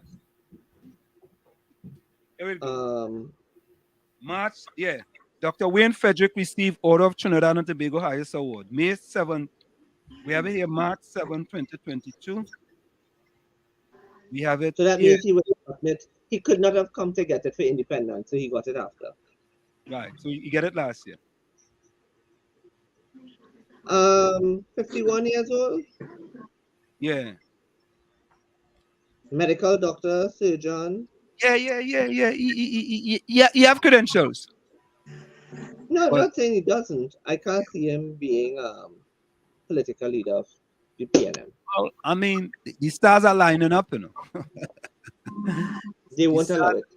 The stars are lining up. But anyway, guys, we kind of flush out quite a few things there, and we have to wait to see how that process plays out. If he is the UN ambassador, right? Because that could be easy. That's just an appointment by the Prime Minister. He's already there. So it's just a matter of him coming to Trinidad, getting the credentials, and taking the credentials up the road. Yeah. So that if that happens, then we know next is the political leader. We know that is just the little, you know, what do you call it? Nobody's going to vote. Nobody's going to vote for a political leader that does not have that they're unfamiliar with. The PNMites. You underestimating the people that PNMites are not going to. All right. So we got to wait and see on that. Now, here is the next one. You have to also take into consideration that people have political aspirations here in Trinidad and Tobago. Correct is right. Yeah, they go undermine them. They go mash them up. But let's wait and see. Now, the next point is this, that I believe that in Trinidad and Tobago, we are watering down the silk in Trinidad and Tobago, because when we look at what happened previously with Mrs. Kamala Persad-Bissessar and Annan Ramlogan, and what has happened now with the President Christine Kangaloo and her husband and brother, and Dr. Rowley position when Anand Ramlogan and Mrs. Kamala Pasasa get silk, and his position now totally opposite. You know, it just seemed to be a whole kind of barrel of doom, man. You know, it is. I mean, I can't find words for it, and you know, I could find words. Eh? I can't find words for it. So help us explain that. You want to know the truth? Yeah. I don't disagree with the list, you know. No. We ain't talking about disagreement with the listener. We're talking about the process. The process. The process? Yes. No, listen. Again, y'all. I mean, you're sooner rather than later you're going to say that I'm sounding like a broken record. Eh? The process cannot change until we get a constitutional majority. The process for Silk and for senior council in Trinidad and Tobago should never be a political decision. Let's put it like that. And I believe that the people who should be responsible for who gets senior counsel should strictly be the Law Association of Trinidad and Tobago and the Judiciary of Trinidad and Tobago. There should be a committee of judges as well as members of the Law Association of Trinidad and Tobago that is set up, and applications are made to them, and based on their recommendations, there should be certain criteria that each person meets, and then it should be adjudicated upon, and the decision made, and then it's sent to the president. It should never be in the political realm at all. But I would add to that, though. I think they should have people who have had silk previously. They may not be longer practicing, but people who had silk on their committee, right? But that's what I mean. Members of the Law Association. Oh, okay. All right. Yeah. So I think that they should take that away from any kind of political, you know, because completely. Right now it's politics. It's straight politics. So look. I will say though that he was fair. He was very fair in his choices. That's the one time that I could say. One thing I will say that nothing was wrong with the. The only thing I would say that I would have liked to see more is that there should have been a greater complement of women appointed senior counsel. There were only 4. No, Dr. Shane, I would like to find out the people who didn't make it. We'll never know the other 50, the 40 persons that did not make it. Oh, we will never know that? You can't get a freedom of information to get that? I don't think people would want to know that they applied and didn't make it either. I think some things are left confidential to preserve the dignity of those who didn't get it. Okay. All right. So we're moving kind of quick here. Now let's go to. No, let's talk about Barbados and the extradition. Correct is right for me. Correct is right. Top of the hour and Slim approaching. Oh yeah. All right. When we come back. Yeah. So Dr. Shane, when we come back, right now, the Attorney General said today what happened in Barbados was unlawful, right? I mean, I am not sure if unlawful means it was illegal, right? Unlawful is illegal. I'm just trying. It was something unlawful. Listen, again, let's go. Let's go back. Go back, right? Because if you look at my Facebook, yeah, we have 1 minute before we go for the break. Go ahead. Check my Facebook page. You would see that I use the word miscreant. Miscreant is a criminal, as unlawful is the illegal. Okay, all right. You know what? I sometimes I just think that them words kind of defeating me. I ain't sure if I had them accurate, because when unlawful is the illegal, what miscreant is the criminal. We could do that. When the man stand up in Parliament and said something was unlawful, well, I believe if something unlawful happened, somebody had to go to jail. Well, there has to be a serious investigation, but it's all a cover-up. They know somebody what they did. Had to go to jail, so Trinidad knew what they did. Did the appropriate parties know what was taking place? I think so. The Attorney General said he didn't know though. From Barbados. Which one? From Barbados. Marshall. He would have known. Neither me or Motley would have known. So now that they know, I think why is Rowley. I think the reason why Rowley made it his business to fly over to Barbados is to not create a huge row between himself and Mia. Because Mia play golf. Okay. Now we know. He didn't listen. I saw no pictures of him playing golf anywhere. No, they had a picture with him. So the golf was a cover. Yeah, they had one picture. Golf was a cover up. The Barbados newspaper had a picture of them in a golf cart. Top of the hour, Angela. Watch me. Golf was a cover up because Mia must have called Rowley and say, "Listen, don't let me have to go berserk here on you." Yep, and he went over there to play golf. He didn't go over there. He went over there on a vacation that you happened to meet the Prime Minister of Barbados.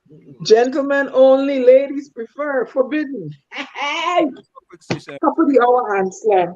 It's in the village with the DAT Triplet and WZYE 95.9 FM. Stick and stay. We'll be right back after this. You're listening to WZYE 95.9 FM. You are listening to WZYE 95.9 FM, the most influential name in Caribbean radio in the tri-state area. Broadcasting from East Orange, New Jersey, the most influential name in Caribbean radio, WZYE 95.9 FM.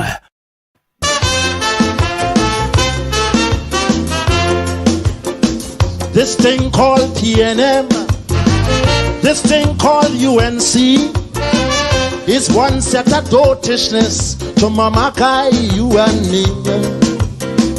It ain't have no color, it ain't have no race, it ain't have no principles or any values in place. And it was never meant to be the answer for unity. It shares no philosophy with any consistency. For when you watch the pedigree in each and every party, the difference you see turns out to be a case of power and money. Look here, them French Creoles in Saint-As, Maraval and Saint-Clair, they don't hold no allegiance or no party here. Rich men must be supporting who they feel going to win. Loyalty, friends, means nothing, money is their thing. That's why PNM quite on turned court to UNC. And when Del Motley, his background showed he was with DAC. Hector Motley, the speaker, swore PNM till he dead. And when the last election over, he was UNC instead. Augustus Ramreka sing, I knew him in Tapia. Next thing I know, he was a PNM minister. John Humphrey changed from Trinity and he joined about 5 parties. So he's only die-hard you and grassroots me. It's PNM and UNC. Send the village with the DAT Triplets on WZYE 95.9 FM. We come to you every Tuesday, Thursday, and Saturday from 7 to 10 p.m. Tonight, we have with us no stranger in the village, Dr. Shane, political scientist, Dr. Shane Mohammed. So, Dr. Shane, did you see Gary Griffith article?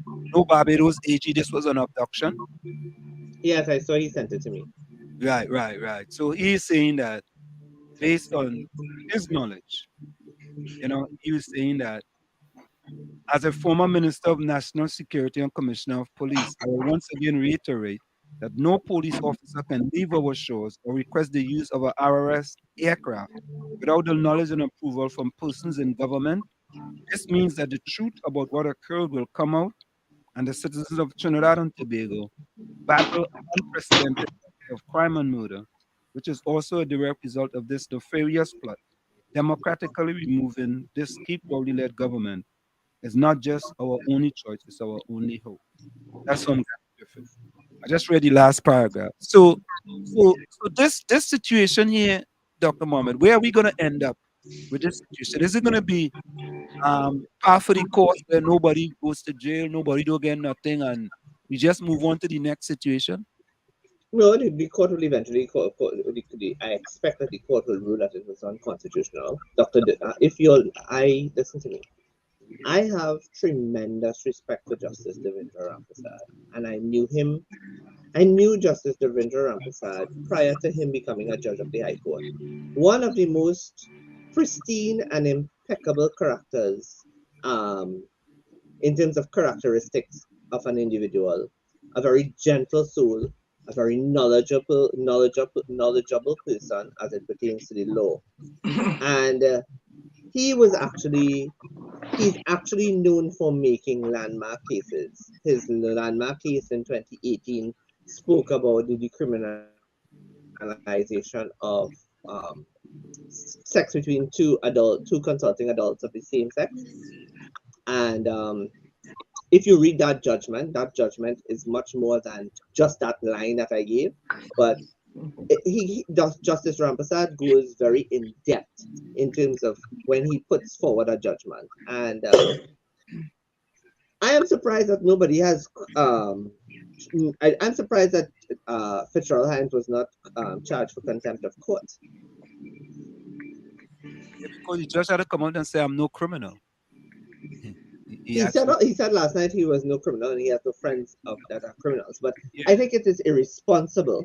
I think it is irresponsible that our society has remained silent on that, because when a government minister makes a statement that literally it encroaches on the independence of the judiciary and also the credibility of the judiciary, I have a serious problem with that.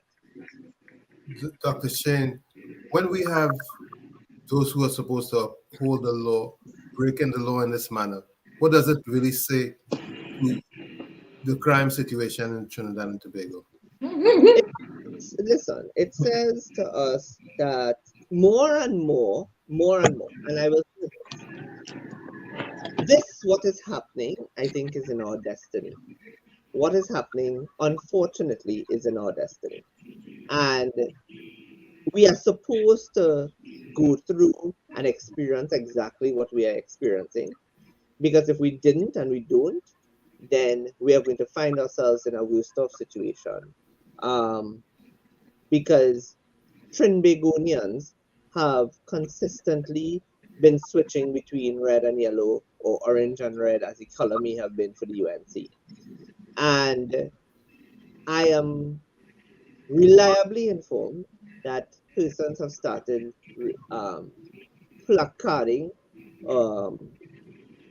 Mr. Pandey to come back into the political fray, to create some level of political disruption of the norm. I don't know. I will put it out. I will put the question out there for our listeners to comment on. But I think Trinidad and Tobago needs a catharsis, a political catharsis. Not a political catharsis, but a political catharsis. There's a big difference between the two. But Trinidad and Tobago is in desperate need of political catharsis, and we've witnessed political catharsis taking place in Jamaica, in Barbados, in St. Lucia, in the Bahamas, and well, of course, in Guyana. And we've seen the results of those election turnovers. We've seen it in Grenada. Nobody expected young Dickon Mitchell, who is 44 years old, to beat Senior Mitchell, who's been prime minister for how many times, right? But it happened. We have to face these trepidations. We have to face these issues. We have to face these problems. Because if we don't, we will believe that we could simply go back to the polls and behave like nothing happened, and behave as if it's business as usual. Take, for example, we've only now started to come out of the pandemic era. Businesses have now only started to see some turnover from and positive turnover from the post-pandemic period. And here you had the government of Trinidad and Tobago ask the parliament for $3.8 billion more added to the budget that was done in September. We have there's no, and if you tell me that that is for the purpose of paying off salaries and monies owed, Brent, break it down for me. Monies owed in terms of VAT, okay. Monies owed in terms of salaries for back pay, all right. But as many people said today when they asked them in the news, people are very concerned about the price of goods, the price of food, and the cost of inflation. And the government is far removed from the realities of what the people are facing. And then you have an opposition and then people will come and say, well, what it have to do with Kamala and UNC, right? But people don't understand that governance is about both political entities that sit in the building behind me, right? If you don't have a strong opposition to if we don't have a strong opposition to deal with a government that is of this kind, and this government is weak. This government is only strong because the opposition is weak, right? Then what does that say? So, I don't think that. I think, unfortunately, we are dealing with politicians in this country who are not seeing further than their big toe. And it's unfortunate because nobody is seeing the need to transform Trinidad and Tobago and to move it into a transformational state. And nobody is really realizing that we are in desperate need of constitutional reform because we are going to continue to have subsets of society. And, there needs to be major changes. And every day we see it. We just had a conversation about senior councils. We just had a conversation about who pays the price for what just happened between to Brent Thomas in terms of Trinidad and Tobago and Barbados. Who pays the price for that? Now, in a reformed system, there should be mechanisms in place and intelligence gathering that is independent from the political directorate that provides us with the information to point directly to who gave that order and who was the mastermind of that level of illegality. And let me tell you something. For persons to feel so empowered that they would cross the sea and use state apparatus and machinery to carry out something so illegal, then they must have known that there are ways in which they could have quote unquote bamboozle the system. Unless we are dealing with a system that very much knew of what was happening and are now lying to the state. Correct. So what do we want? What do we want? What do we want as a people? What do we want as a diaspora? We could sit and talk from now until 2025 and nobody moves a finger. And then if Shane Mohammed decides to jump into the fray, I am going to be stabbed left, right, and center with the fact that I'm too young. But Dr. Mohammed, young but not qualified. Dr. Mohammed, Julie says, I love Mr. Pandey, however, he's too old. We need young, vibrant, intelligent people to govern TNT. Correct. I agree with that. I fully agree. Yeah, I agree with that. I agree with that too. I mean, I love him as well. I think he's done a fantastic job, right? We don't need to he go did back. A fantastic job as Prime Minister, but we all have to deal with the fate, FATE, that has been, and the deck of cards that we've been dealt with. Unfortunately for Mr. Pandey, he did not, in all of his political experience and his wit and his strategic thinking, he was unable to meander Mr. Manning's political chokehold when he was, pushed down the rabbit hole of being corrupt. And now we see 23 years after, he's not corrupt. Let me say welcome to Choiceman. Hailey says they keep saying Trinidad police. Trinidad police is only police in Trinidad, not Barbados. So what do they while they were in Barbados? Criminals? Oh, Jesus. What would they? Listen now, I don't understand this. You're police in Trinidad. You go into the next place, right?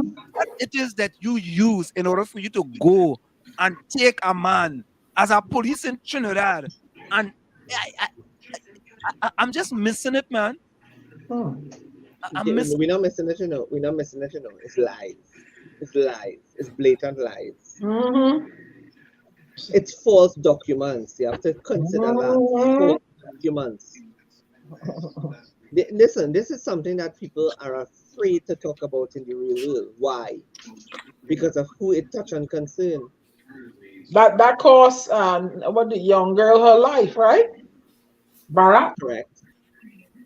It caused Andrea Barrett her life. It costed Dana Sita her life as well. So we have to be very careful in terms of the country that we have now been we've evolved into. Yeah, but we had a I used to defend that Trinidad was a real place. I used to say no, Trinidad is a real place. It is real, you know. Trinidad is very real, you know. It is very real. It is just very part. It has evolved into a narco state. Well, it's been that for a long time. Correct, and it's getting worse. Dr. Mohammed, you think Trinidad could become like El Salvador and those places before it gets better? We don't have that time, you know. We don't have that time, you know. We don't have time. You know, Judy is asking me, Judy, let me tell you something. Judy, I have contemplated that statement, that question that you are asking. It's not something that I don't contemplate, Judy, to be quite honest with you. It is something that more than one person has said to me. But then you have persons like Haley who say they're going to vote PEP, right? Voting, I am not saying that. I'm not saying that Philip Alexander does not have a role to play in the greater scheme of things, in the bigger picture for Trinidad and Tobago. I'm not saying that. I don't think that he's prime ministerial material. I agree with that. And the thing about Hailey, you know, we just divide Hailey into the 90% Hailey, which is the good Hailey, and the 10% Hailey, which is the Hailey that's go off in left field and go off base, and you know he does go, but we more interested in the 90% Hailey. This is the 10% Hailey. Yeah. Hailey don't even know what the PEP manifesto is, but he's voting for PEP. Yeah, you see, because people meandering. Judy asked whether or not what is happening with me in terms of moving ahead to forming a party. But the thing about it is, forming a party is not just simply picking up and forming a party. Forming a party is about really and truly people understanding that there's a need for change, and a change that is not a surface change. If we are looking for change at the surface level, we might as well vote UNC again. But we have to start seeing it from a holistic approach. You know, we have to see that we are in desperate need of institutional changes. We are desperately in need of change that will move, for example, our public sector needs to be redefined, redesigned, re-engineered to be a working model, and not only a working model, but a revenue generating model. Now, I'm not about to tell you more, because if I say more, I may be giving Hailey the opportunity to go and tell Philip, hey, Philip, Mohammed said X, Y, and Z, go take it and run with it. Finally create a manifesto. Yeah, but Dr. Mohammed, don't we have to be cognizant of the fact that too many political splinters could create much more confusion than solution? That's where, and I'll say this, that's a good point. But there's something called political communication. And how you speak to people, what you say to people, how you explain to the different sectors of society what the plan is, how you are going to make their life better, what are the necessary changes that must occur in order for us to move forward. Only then will you move away from the splintering and get what, instead of splintering, you will get a coming together. You need a machinery that it speaks to a coming together of people. Now, if I were to form a political party, do I want a political party that is Indian based? No. Do I want a political party that is full of tokenism? No. I want people who make up the length and breadth of Trinidad and Tobago, but also bring with them certain levels of expertise, certain levels of charisma, certain levels of ability to speak to the language of the people. So I don't want a set of highfalutin persons that is only speaking fancy language, because you will get nowhere. It has to be where it must be in the true sense of the word, as cliched as it may sound. It must be a melting pot of minds. So hey, Dr. Mohammed, highly engaged in you. Highly say. He says, what? You say Philip is not PM material. Like, you forget we had 60 of what you guys think is PM material. That's why I don't even consider them type of wayward talk. Hold on. We, Hailey, we have not had 60 prime ministers, huh? If that is what you, if that is what you are, if that is what you are saying, we've not had 60 prime ministers. In the last 62 years of independence, we've had 8 prime ministers. I mean, maybe means 60 ministers. Or 60 MPs. Rose, good night. We have, yeah, but even he's wrong. We have 41 MPs. Constituencies. We have 41 constituencies. Yeah. I mean, Dr. Mohammed, there's I saw an article where Mr. Farley is planning. He said they're going to search every Tobagonian household. Can that border on constitutional infringement, or can they draft something to be able to come in your house to search it under a state of emergency, or just so? Listen, it borders on so many things. It borders on so many things. One, when I saw it, I was actually speaking. When it came up, I was actually speaking to someone in Tobago, and the topic came up. And one, I understand you have the need, and that Tobago is under siege. For a small island, it is getting eroded by criminality. I understand that. But you are going to use the police and the defense force to search every single home and vehicle in Tobago because you want to find the criminals. So you are going to be ransacking the homes of innocent people. Have you lost your mind? That is police state behavior. That is grounds for constitutional motions, like it's going out of style. The THA will be spending money paying out damages and costs with that kind of approach.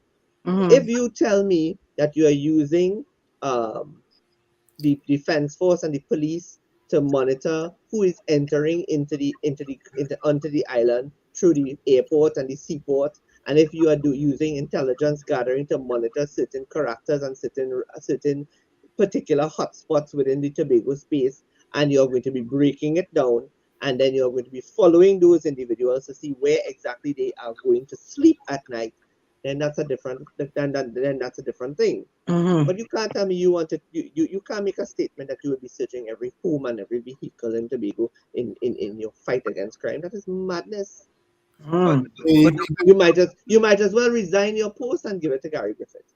Oh, no, but even if you use high-tech devices to do surveillance, that's another thing. You can do that.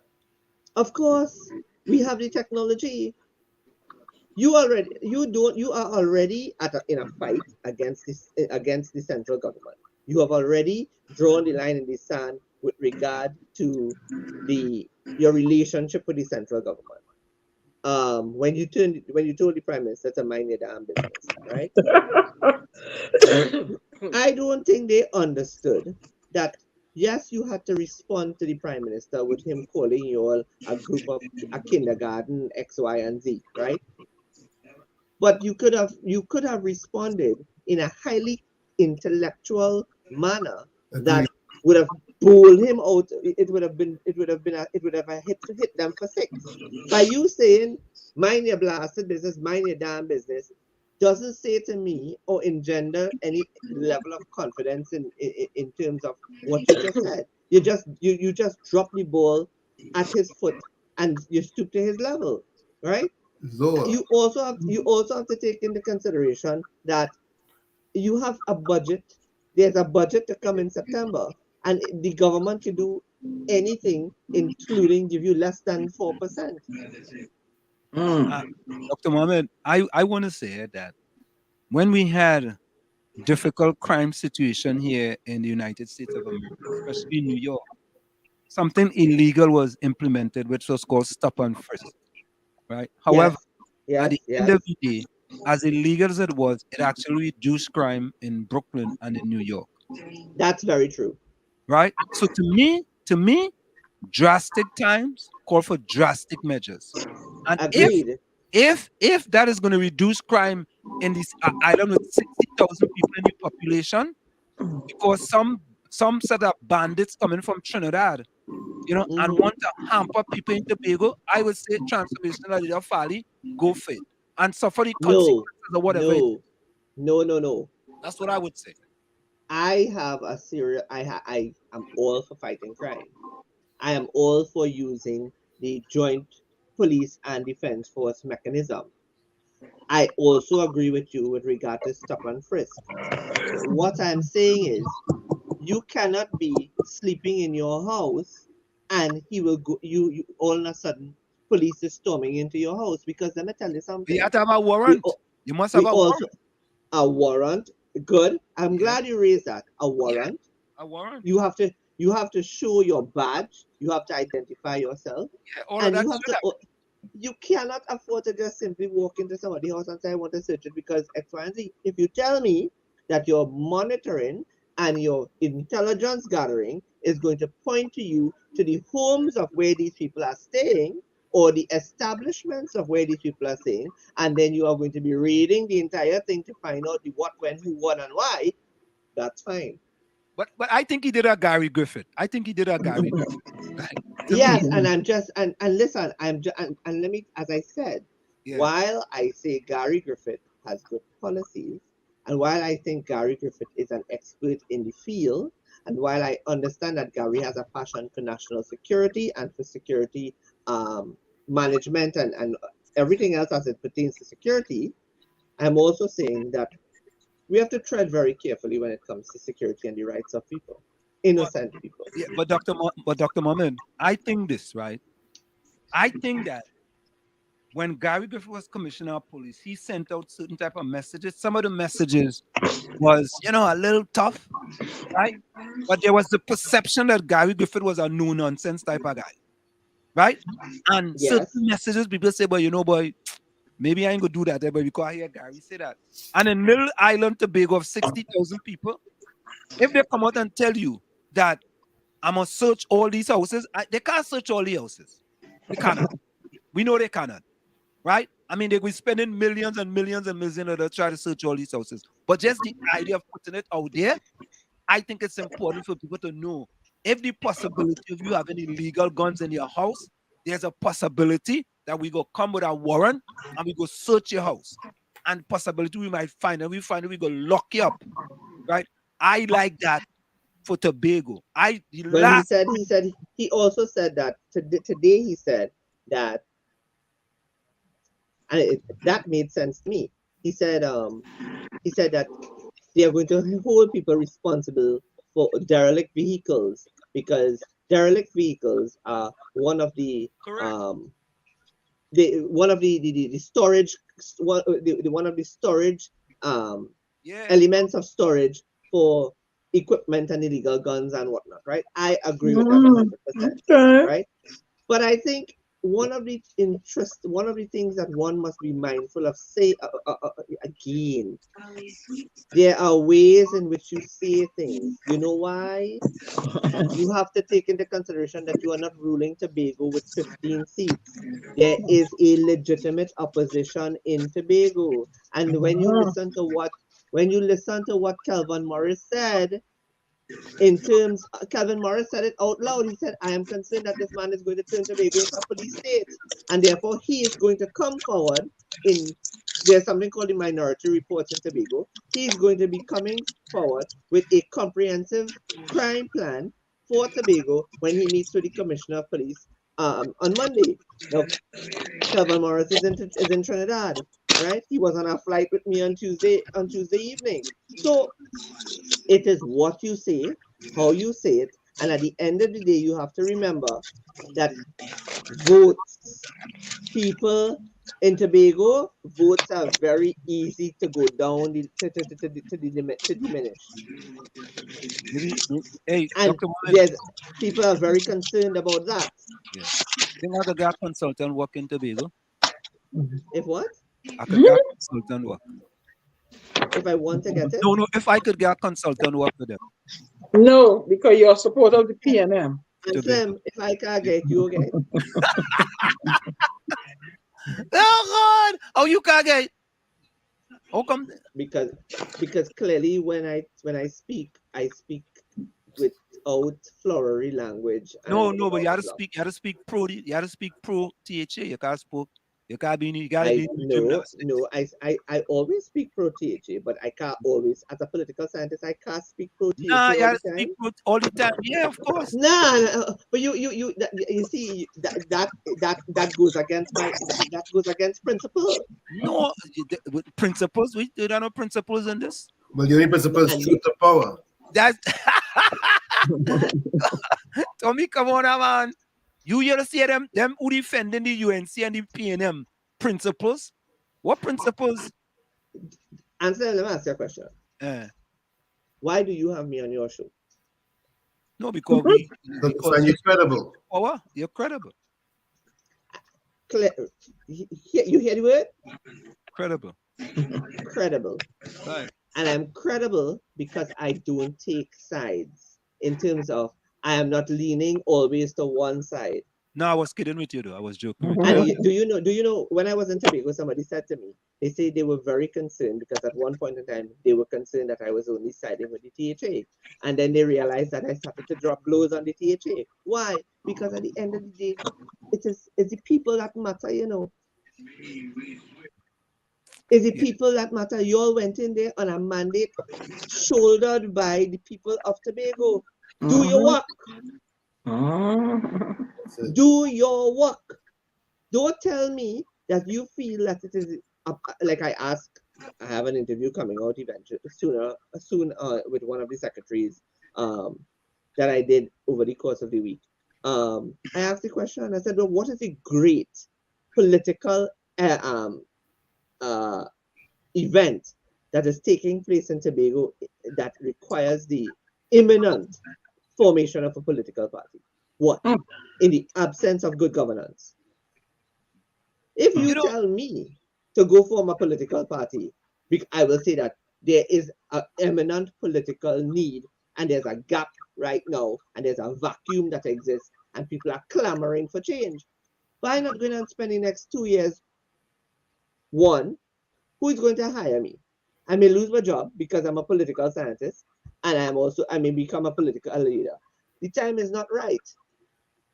The time is not right. People have to feel the fire. They must feel the heat of their actions, which is by voting, by taking this finger and putting it into ink and voting for that 41 group of fools that are sitting in that building behind me. You know, but Dr. Shane, I mean, what it is that the PEP has to do, the NTA has to do, the MSJ has to do, because we know it's a two-horse race between PNM and UNC. What do these, and of course the whole party with Timothy Hamel-Smith, what do they have to do? Do they have to come together as one in order for them to try to fight the PNM and the UNC? Because doing it singularly, they are not, it ain't gonna work. They have to stop thinking about themselves. Okay. Right? As splinters, they're wasting time.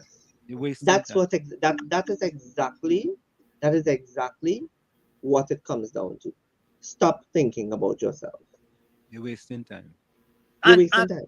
And you know, I know highly party. The thing I didn't understand with Philip, now there are great ideas that Philip come up with it. But to me, when you're gonna come out with something called Philip will fix it, right? And you have the party's pep, it's like, is the party pep or is the party Philip?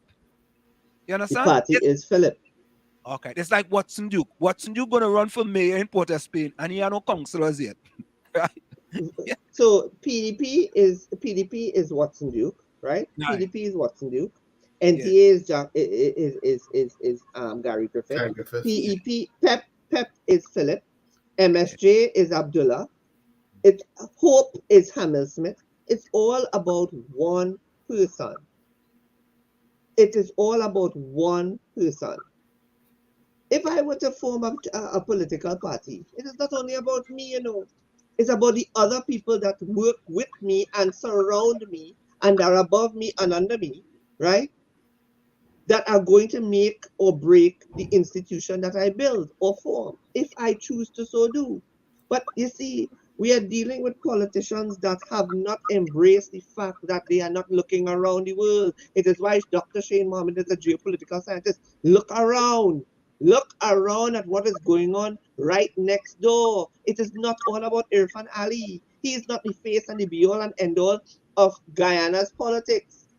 The same applies to Mia Motley. The same applies to Andrew Holness. The same applies to Declan Mitchell.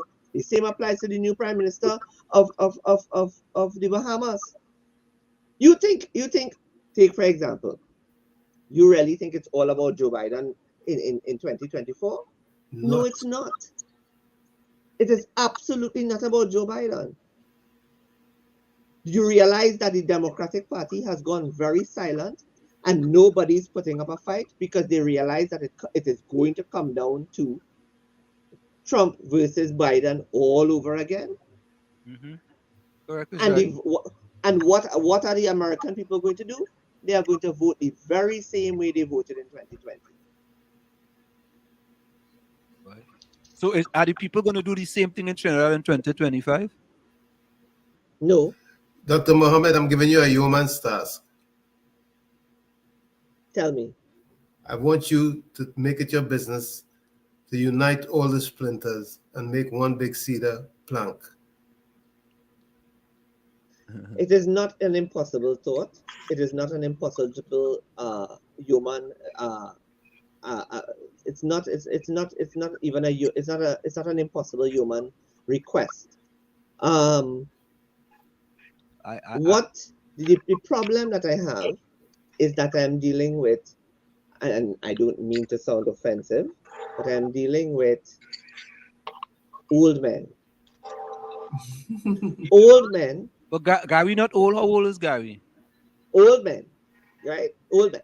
Okay. I am dealing with old men who see me as inexperienced, as junior, see me as a little boy, which I'm not. A young whippersnapper. That's what they call it. A young whippersnapper.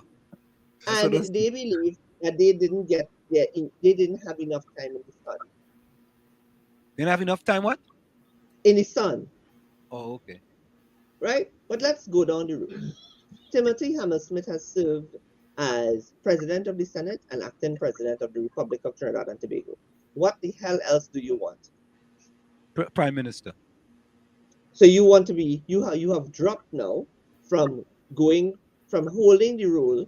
That like he's like, you know, when I think of who I think of when I think of all of that, this man Wade Mark has served as the Speaker of the House of Representatives.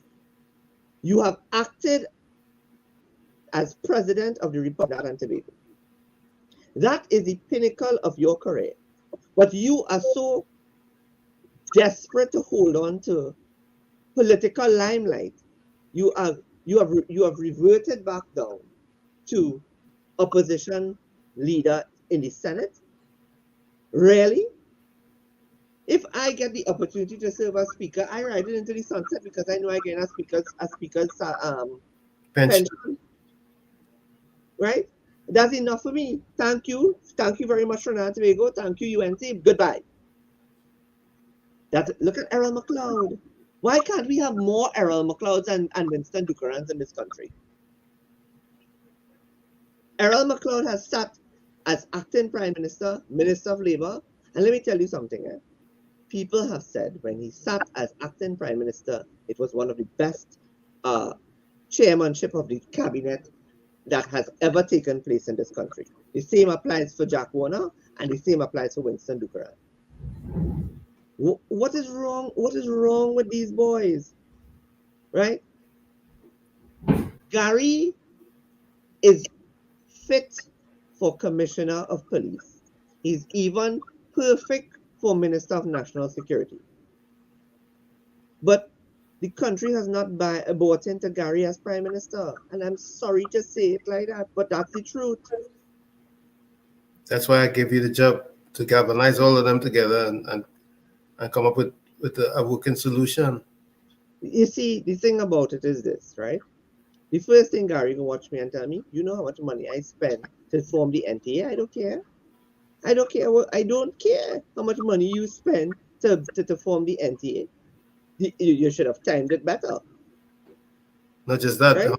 how much money he's liable to lose fielding the NTA. You realize it comes down to money and dollars and cents? It comes down to that? Yeah, Chogla said the song, man. Chogla said the song. But listen, Gary is not hand-to-mouth. Timothy Hammersmith is not hand-to-mouth. David Abdullah has had a illustrious career in the trade union movement. He served as a senator in the government of Trinidad and Tobago and chose to walk away from it because he couldn't dictate to Errol McLeod. You know, that is one of the reasons why Labour will never survive as a political entity in Trinidad and Tobago, because they don't understand what Labour represents in the United Kingdom and Canada and other Commonwealth countries where there's a Labour Party. Right? Labour is about the working class. It is not about trade unionism. Right? That's what it comes down to. Let me just read some comments here in the chat. Eileen says, so basically it's a seniority system to thief taxpayers' money. Oh, that is Prime Minister material, eh, Shane? But Hailey, Hailey, if you had a choice, you already made it. You will choose Philip over me. Yeah. Rose says, Tommy, that's a big one. Judy says, that's why I love you, Dr. Shane. Dr. Shane, you tell it like it is. Rennie Mohammed says, at present, it's hard to really decide who will do a good job as top dog. Just hope that you get a job to do a good job. Okay. Rennie says, that's how dread and high-class Trini crime is, Hailey. Hailey said the police kidnap a man from Barbados while he's still in Trinidad. Madness. We have to listen. We are in a very bad state. Mm-hmm. And you know what, Dr. Shane, I notice a lot of I watch, Guyana politics. Sometimes it comes upon, especially when I'm in the Bronx by my cousin.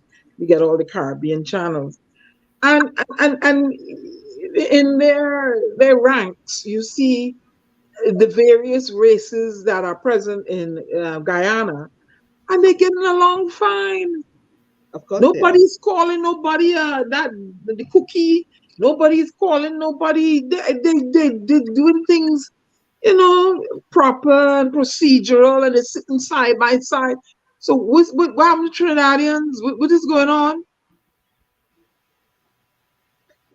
Let me tell you something, and that is why we need to move away from the politics of vote, and we need to move towards nationalism. You take the word out of my mouth. You said nationalism. I was saying national unity, but same thing. We have to ingrain in our. Let me tell you something. You know what people are not. You know where there's a great underestimation of a segment of the society, and they have not taken into consideration, right? I want to know what work he put in more than any other politician, because as far as I have seen, he's only jumped on every single social opportunity that he could to make a splash for himself.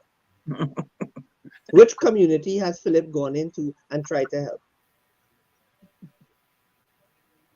He's a mouthpiece for those the downtrodden. He's a good mouthpiece for things ills that are plaguing the nation. But tell him to solve them. Tell him to provide a policy to solve them. There's none. Yeah, so you were telling me about Guyana. Why can't Trinidad be side by side and unity and that is what I've been telling them. I say, everybody, if you're born in Trinidad and Tobago, you have a Trinidad and Tobago birth paper. You're a Trinbagonian. Why we can't sit on side by side and fix the things for everybody? What is the problem? Because everybody only wants to see themselves. Everybody sees themselves sitting behind there. Everybody see themselves sitting on the government side and taking the oath as president, as prime minister. Everybody. You could be 100 years old, you want to be prime minister. But you have given human service to Trinidad and Tobago, but will not give the opportunity to somebody else. Why would you in the opposition not act on behalf of the people you represent and other people, other Trinbagonians? Why? Because I understand from the people, they're saying that Mrs. Bissar-Bissessar didn't do right by a certain race of people. This is what I'm told, a lot of things I'm told. So I'm like, well, why wouldn't you do that? Why would you want to do that to them? They're Trinbagonian. They all should be treated equally. I don't understand it. Guyana is thriving and Trinidad and Tobago just disintegrating. Don't get tied up. Don't get tied up. Let me tell you something. The people that suffered the most under the Bissar-Bissessar administration and did not get the opportunities that they should have gotten under the Bissar-Bissessar administration were the people that look like her. You know why? Because Kamla Bissar-Bissessar is a contingent and a populist leader, and she's only concerned about the optics, how it go look. So give everything to everybody that does not look like me, and they would love me more. Because my people that look like me, they are consistently loyal, and they will always vote for me, regardless of whether they get or not. But it shouldn't be that way. It should be unity. And oh my God, man. Khadija Amin is one idiot. Khadija Amin is one of those idiots that believe that she could convince staunch PNM people to vote for them. And another idiot is Jolene John, who went out in La Hoqueta, Talparo, and in the whole of La Hoqueta, gave out fridge and stove and bed and mattress and you name it, and they took it. And you know what they do? They voted very much like they are custom voted. Jolene John went into La Hoqueta, Talparo, and she thumped her chest and she alienated the same UNC activist that was responsible for bringing votes. And she said to them she was the HNIC. Right? And when people heard that, they said, really? Okay. Look at these people that went out to vote. She lost votes from Las Lomas, from Talparo, from Brazil, from all the strongholds, St. Helena, you name it. But somebody said, a historian said, that a lot of those people in those different areas are transplants from the Port of Spain area, which is not, Yeah, but stronghold. regardless of whether they are transplants from the Port of Spain area, she went after the people that look like her to convince them to vote for her, and they did not. And the people that did not look like her did not vote because of her statement. You see, she tried too much to be Jack Warner, and only Jack Warner could be Jack Warner. Nobody else could be Jack Warner but Jack Warner. But Jack Warner understood balance. He understood balance very importantly. Yeah, that is why he could go into Felicity tonight. Yeah. At a moment's notice, and they would throw a huge welcome for him. But he has legal problems now because he lost the bid to the Privy Council. They will not. There's a part of St. Helena that does fall into La Hoqueta Talparo. A part of it shares La Hoqueta Talparo together with Caroni East. They're not going to extradite. They're not going to extradite. There's going to be a huge really. He ain't going nowhere. Jack ain't going nowhere. Really? Jack ain't going nowhere. Yeah. Nowhere. Yeah. Nowhere. Jack ain't going nowhere. But don't you think they need a scapegoat for the whole thing? No, Jack ain't going nowhere. They already got this. They're not moving. They're not moving anywhere. Jack ain't going nowhere. That will cause a serious uproar. Yeah, Jack ain't going nowhere. But Dr. Mohammed, I think we're gonna keep it for like 2 more minutes. I think what it is though, I'm hearing certain words being used, right? And I think we have to be careful. Tommy always said, hold on. Yeah. The boundary is at the river before the Big Bend, right? Okay.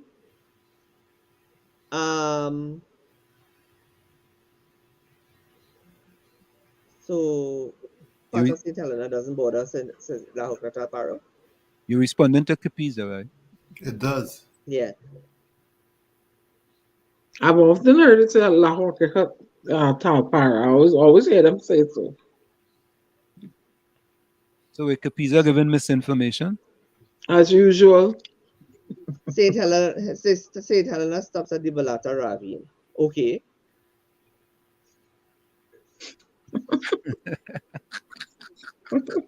Yeah, I heard Piaco falls under where does Piaco? Let me ask you where Piaco falls. Tunapuna region. Where does in which constituency does this place? Not Piaco. This little settlement before Piaco.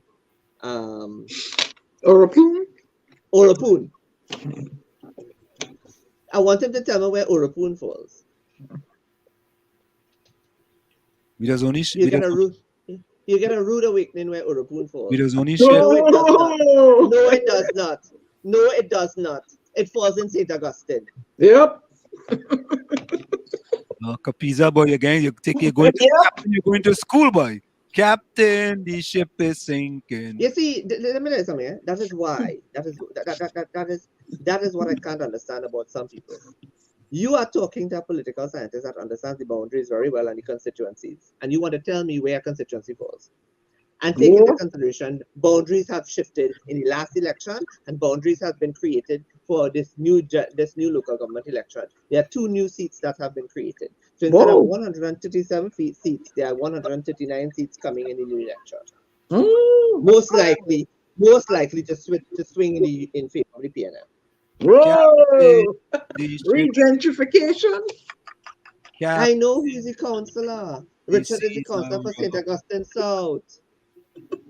Oh, God. Oh boy. Right, that's what we like about the village. When we come to share knowledge. Right? So Dr. Mohammed, why fix the thing to swing in the favor of the PNM? Why just fix it and let it fall? And let the chips fall where they may? That's where the chips fall. That's not intentional. That's where the chips fall? No, yeah. They told it to fix. Look what happened. Yeah. But anyway, before we go, Capiza, Nadia, Rose, welcome. Judy, Nadia, Mean Jean, Hailey, Rennie Mohammed. Put closing comments in the chat. Yeah. So before you go, I wanted to say, I hear Mrs. Kamala Possessor calling the Prime Minister lazy. Should they be using those type of connotative words, in their language? Listen, hold on. I ain't mind she calling the Prime Minister lazy, right? Yeah. It's when I heard her say today that the president is underqualified and was never qualified to be president. No, when she said Christine Kangaloo was never qualified to be president. She just jealous that Christine Kangaloo became president instead of her. Ooh. Well, all right. I just feel that them kind of the words by both opposition and party in power, and it just seemed to be, I mean, there's no end, man. Every day something different. It will never change. It's not going to change. It will not change unless people change it themselves. The power of this whole country, the whole the direction of this entire country is at the fingertips of every single citizen who can vote in this country, and anybody who sits outside. So, since the Prime Minister is lazy, is she hardworking, or is she more lazy than he is? Well, since she is more lazy than he is because it's a task to get up, Oh Lord. Well, we have two lazy geriatrics, so let them retire and go home then. Let me tell you something. I am so fed up of the old talk. I mean, it is not funny that people are so people have fed up. That is the truth. People are fed up. Yeah, and I don't live there and I fed up. Yeah, people are fed up.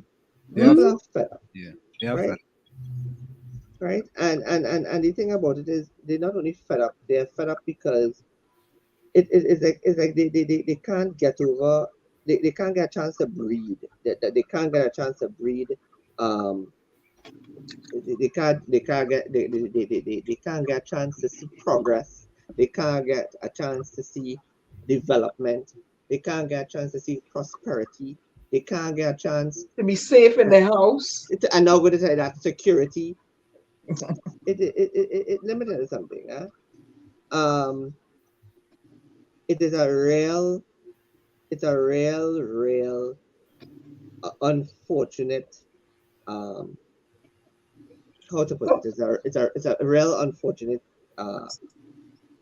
But Dr. Muhammad, if they're so fed up, why they don't take the march then? Why don't they march? March for what? For change, to send a message. Hey, we need these things looked at. They will never. Who's going to lead them? You. To march? Let me tell you something. They all hot and sweaty. Everybody hot and sweaty, right? And at the end of the day, they're not. People don't want to go there. What are they going out there for? They need to. Even that strategy, right? Even that strategy of marching has to now change. There needs to be no marching. There needs to be dialoguing and networking. And there needs to be messaging. And it has to be, we have to use to march, you're going to make yourself a target. There are people who don't want to show where their hand lie right now. People will rather sit in circles and send out messages and send out discussions and hold little cottage meetings and that kind of thing, and build capacity on the ground. It's what we call a ground campaign. But you see, you have Basan trying to get something done, Hope trying to get something done, Philip trying to get something done, Gary going down to Point 14. Gary, I know what Gary's strategy is, Gary going and run in Point Fortin, Arima, Diego Martin. Where else he going? Diego Martin, Diego Martin. Let me tell you, there are going to be two boroughs, right? There are two new boroughs, right? The borough of Diego Martin and the borough of Separia. So those are two new mayors, right? So Diego Martin, he's going to run in Diego Martin. He's going to run in Arima. He's going to run in San Fernando. He's going to run in Point Fortin, and he's going to see what he can come up with. And that is going to, he believes, is going to give him the leverage to say, well, look, but local government is a total different system than general elections, right? For example, this whole thing about La Joqueta Talparo.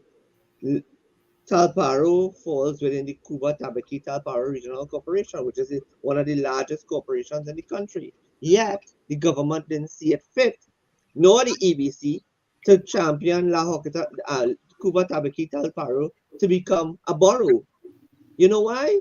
Because it is too many towns in one area. So, Dr. Shane, let's go for a quick break. Sure. Let's go for a quick break, and when we come back, we're going to wrap up. It's in the village with the DAT Triplets on WZYE 95.9 FM. Come to every Tuesday, Thursday, and Saturday from 7 to 10 p.m. We have with us political scientist Dr. Shane Mohammed. Stick and stay. We'll be right back after. You're listening to WZYE 95.9 FM. You are listening to WZYE 95.9 FM, the most influential name in Caribbean radio in the tri-state area. Broadcasting from East Orange, New Jersey, the most influential name in Caribbean radio, WZYE 95.9 FM.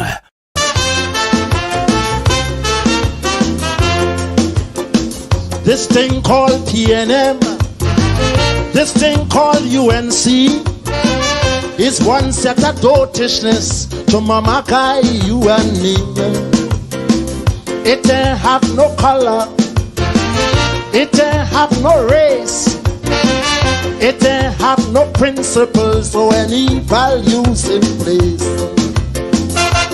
And it was never meant to be the answer for unity. It shares no philosophy with any consistency. For when you watch the pedigree in each and every party, the difference you see turns out to be a case of power and money. Look here, them French Creoles in Saint-As, Maraval and Saint-Clair, they don't hold no allegiance or no party here. Rich men must be supporting who they feel going to win. Loyalty, friends, means nothing. Money is their thing. That's why PNM quite on turned court to UNC. And when Del Motley, his background showed he was with DAC. Hector Macklin, the speaker, swore PNM till he dead. And when the last election over, he was UNC instead. Augustus Ramreka Singh, I knew him in Tapia. Next thing I know, he was a PNM minister. John Humphrey changed from Trinity, and he joined about 5 parties. So he's only die-hard new and grassroots me. It's PNM and UNC. It's in the DAT Triplets on WZYE 95.9 FM. So, Dr. Mohammed, it's always a pleasure when you come on short notice and come in the village, because I think what's important is that for us to continue to have these type of dialogue, man, to see how we could improve what's going on in Trinidad and Tobago. But it's a long road. You know, as Buju Banton said, it's not an easy road. It's not an easy road at all. And the thing about it is, we have to figure out, we have to make up our mind sooner rather than later what where we want to go. Where exactly do we want to go? What do we want to achieve? And I mean, at the end of the day, I want a good. Do I have a vision for Trinidad and Tobago? The answer to that is yes. If I do, I have a written vision for Trinidad and Tobago. The answer to that is yes. Do I believe? Do I have a practical approach in terms of what I want for Trinidad and Tobago? Yes. One of the things that I believe we need to do is go back to basics. Go back to basics as it pertains to schooling. Go back to basics as it pertains to discipline. Go back to basics as it pertains to ensuring that the basic amenities that citizens require to live comfortably are met, and then we build from there. Do we need constitutional reform? Yes, we do. We are in desperate need of constitutional reform. We are in desperate need of constitutional reform because the only way for us to move forward is to change the laws. Laws that are on our books, for far too long and are irrelevant to what is currently taking place. We are segmenting our laws, our current laws is segmenting our society. Our current laws are preventing our society from progressing. Our current laws are preventing us from reforming institutions of the state that are in dire need of reform and change and redirection and reformation and restructuring and all of those things, right? It also involves that we need to Rose, if I know you was living Point 14, I would have liked to come and see experience Borody, or you ain't even invite me. But the thing is, we need people to get serious. I am not going to say form a new political party and then people turn their back and say nah. There has to be the belief of Kapisa. Let me tell you something, I always wondered why it is one of them PNM sweet talkers who kidnap a man from Barbados. Highly, I think it's past your bedtime, go and sleep. Go pee and go on your bed and put on your pampers. But you know, and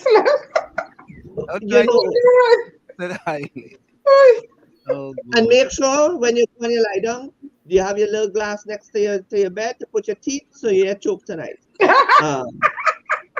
Why you getting this? I like listen, Dr. Woman. It's a pleasure. We're not gonna keep you any longer. It's always a pleasure. And next time you come back, we have to talk about disruptive politics. Oh, disruptive politics is my favorite topic, man. Yeah, we're gonna talk about that next time. But any closing words before you go? We have not lost hope. But the reality of that hope lies in the fingertips of every single one of us. That's my closing comments. Thank you so much, Dr. Mohammed. Take care. We'll see you again. And you have plenty of work to do, Doc. I know. All right. All right. Take care.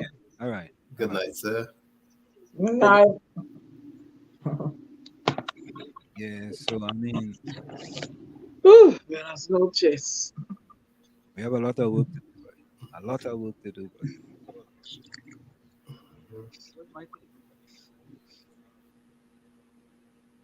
I'm not hearing anybody talking.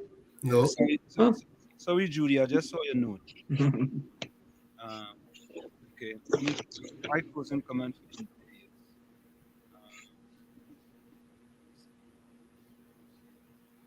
Not hearing.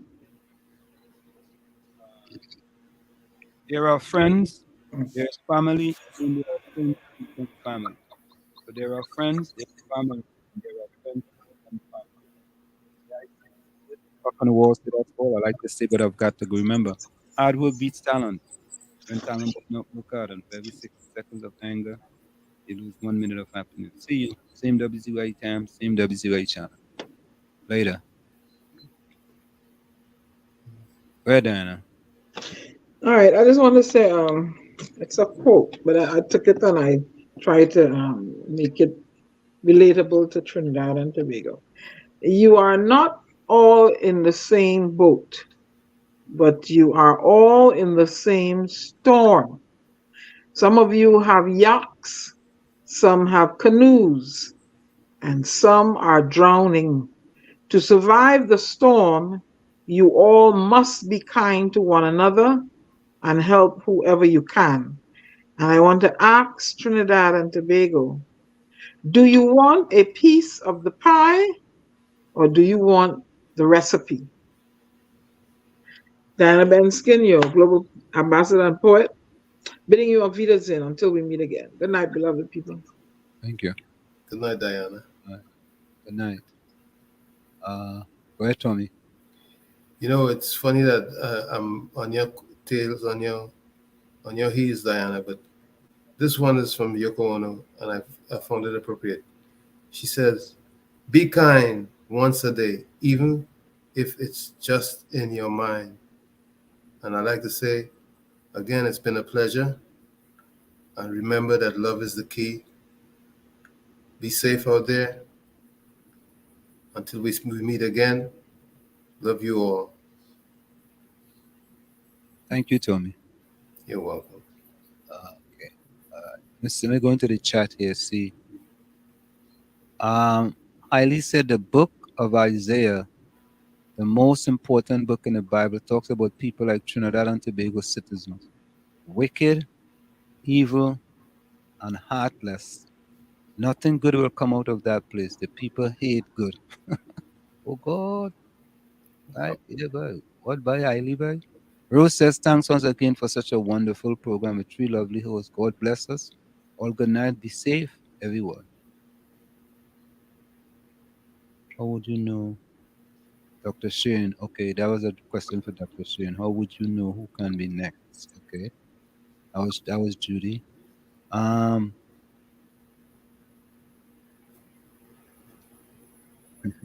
I did say, Dr. Shane, I do eat pork for dinner.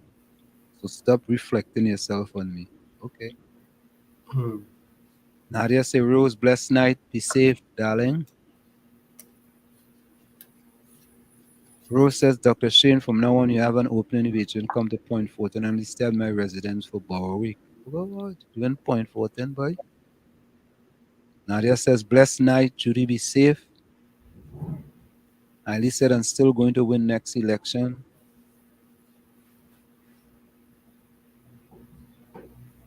Nadia says, bless, good night, handsome Tommy, Diana Benskin, be safe. Blessed night to you, Nadia.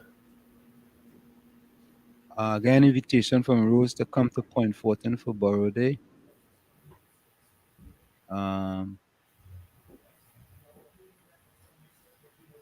Ali said Gary Griffith was commissioner and treat the people horrible. They haven't forgotten. He will not get the votes. He wastes any time. Nadia says, bless, good night, Dr. Shane, be safe. Okay, let me see what's next here. Nadia, closing comments. Blessed night, everyone. Stay safe. Till Saturday, please go. Thank Father God for life, health, strength, and courage. Blessings.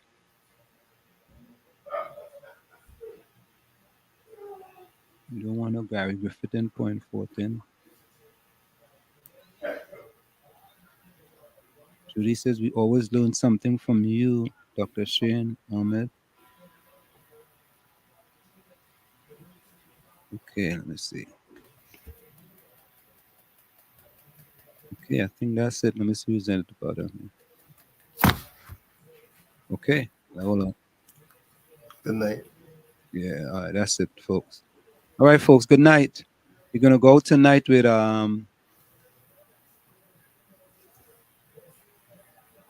Crazy, We the People. Good night, folks. See you.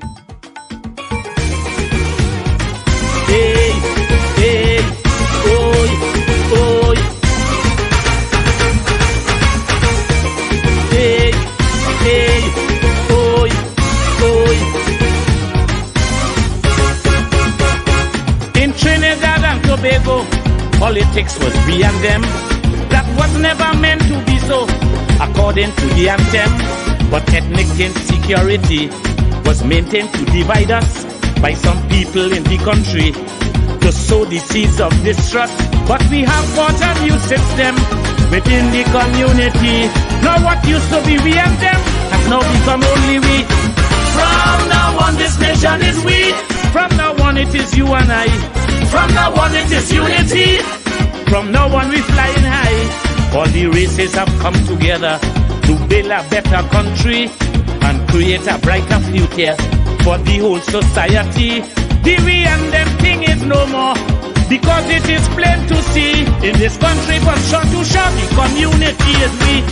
No more we and them. From now on, this nation is we. No more we and them. From now on, this nation is we and we and we and we.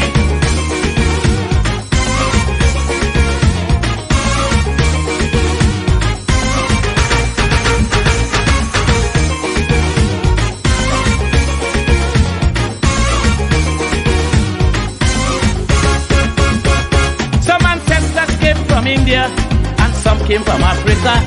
Look today, their descendants are here, coexisting together. There are others who came here too, the Chinese, Syrians and such. Native people are just a few in this land that we love so much. But the politics of the day and the love for a party cause people to begin to say, them is them and we is we. From now on, this country is we. From now on, we all shall be one. From now on, that's how it shall be. From now on, all division done. As today united we stand, the people of Trinbago, one country, one nation, one island. Chutney Pan and Calypso, it's Trinidad and Tobago, better known as TNT. And we want the whole world to know we see ourselves as we. No more we and them. From now on, this nation is we. No more we and them. From now on, this nation is we and we and we and we.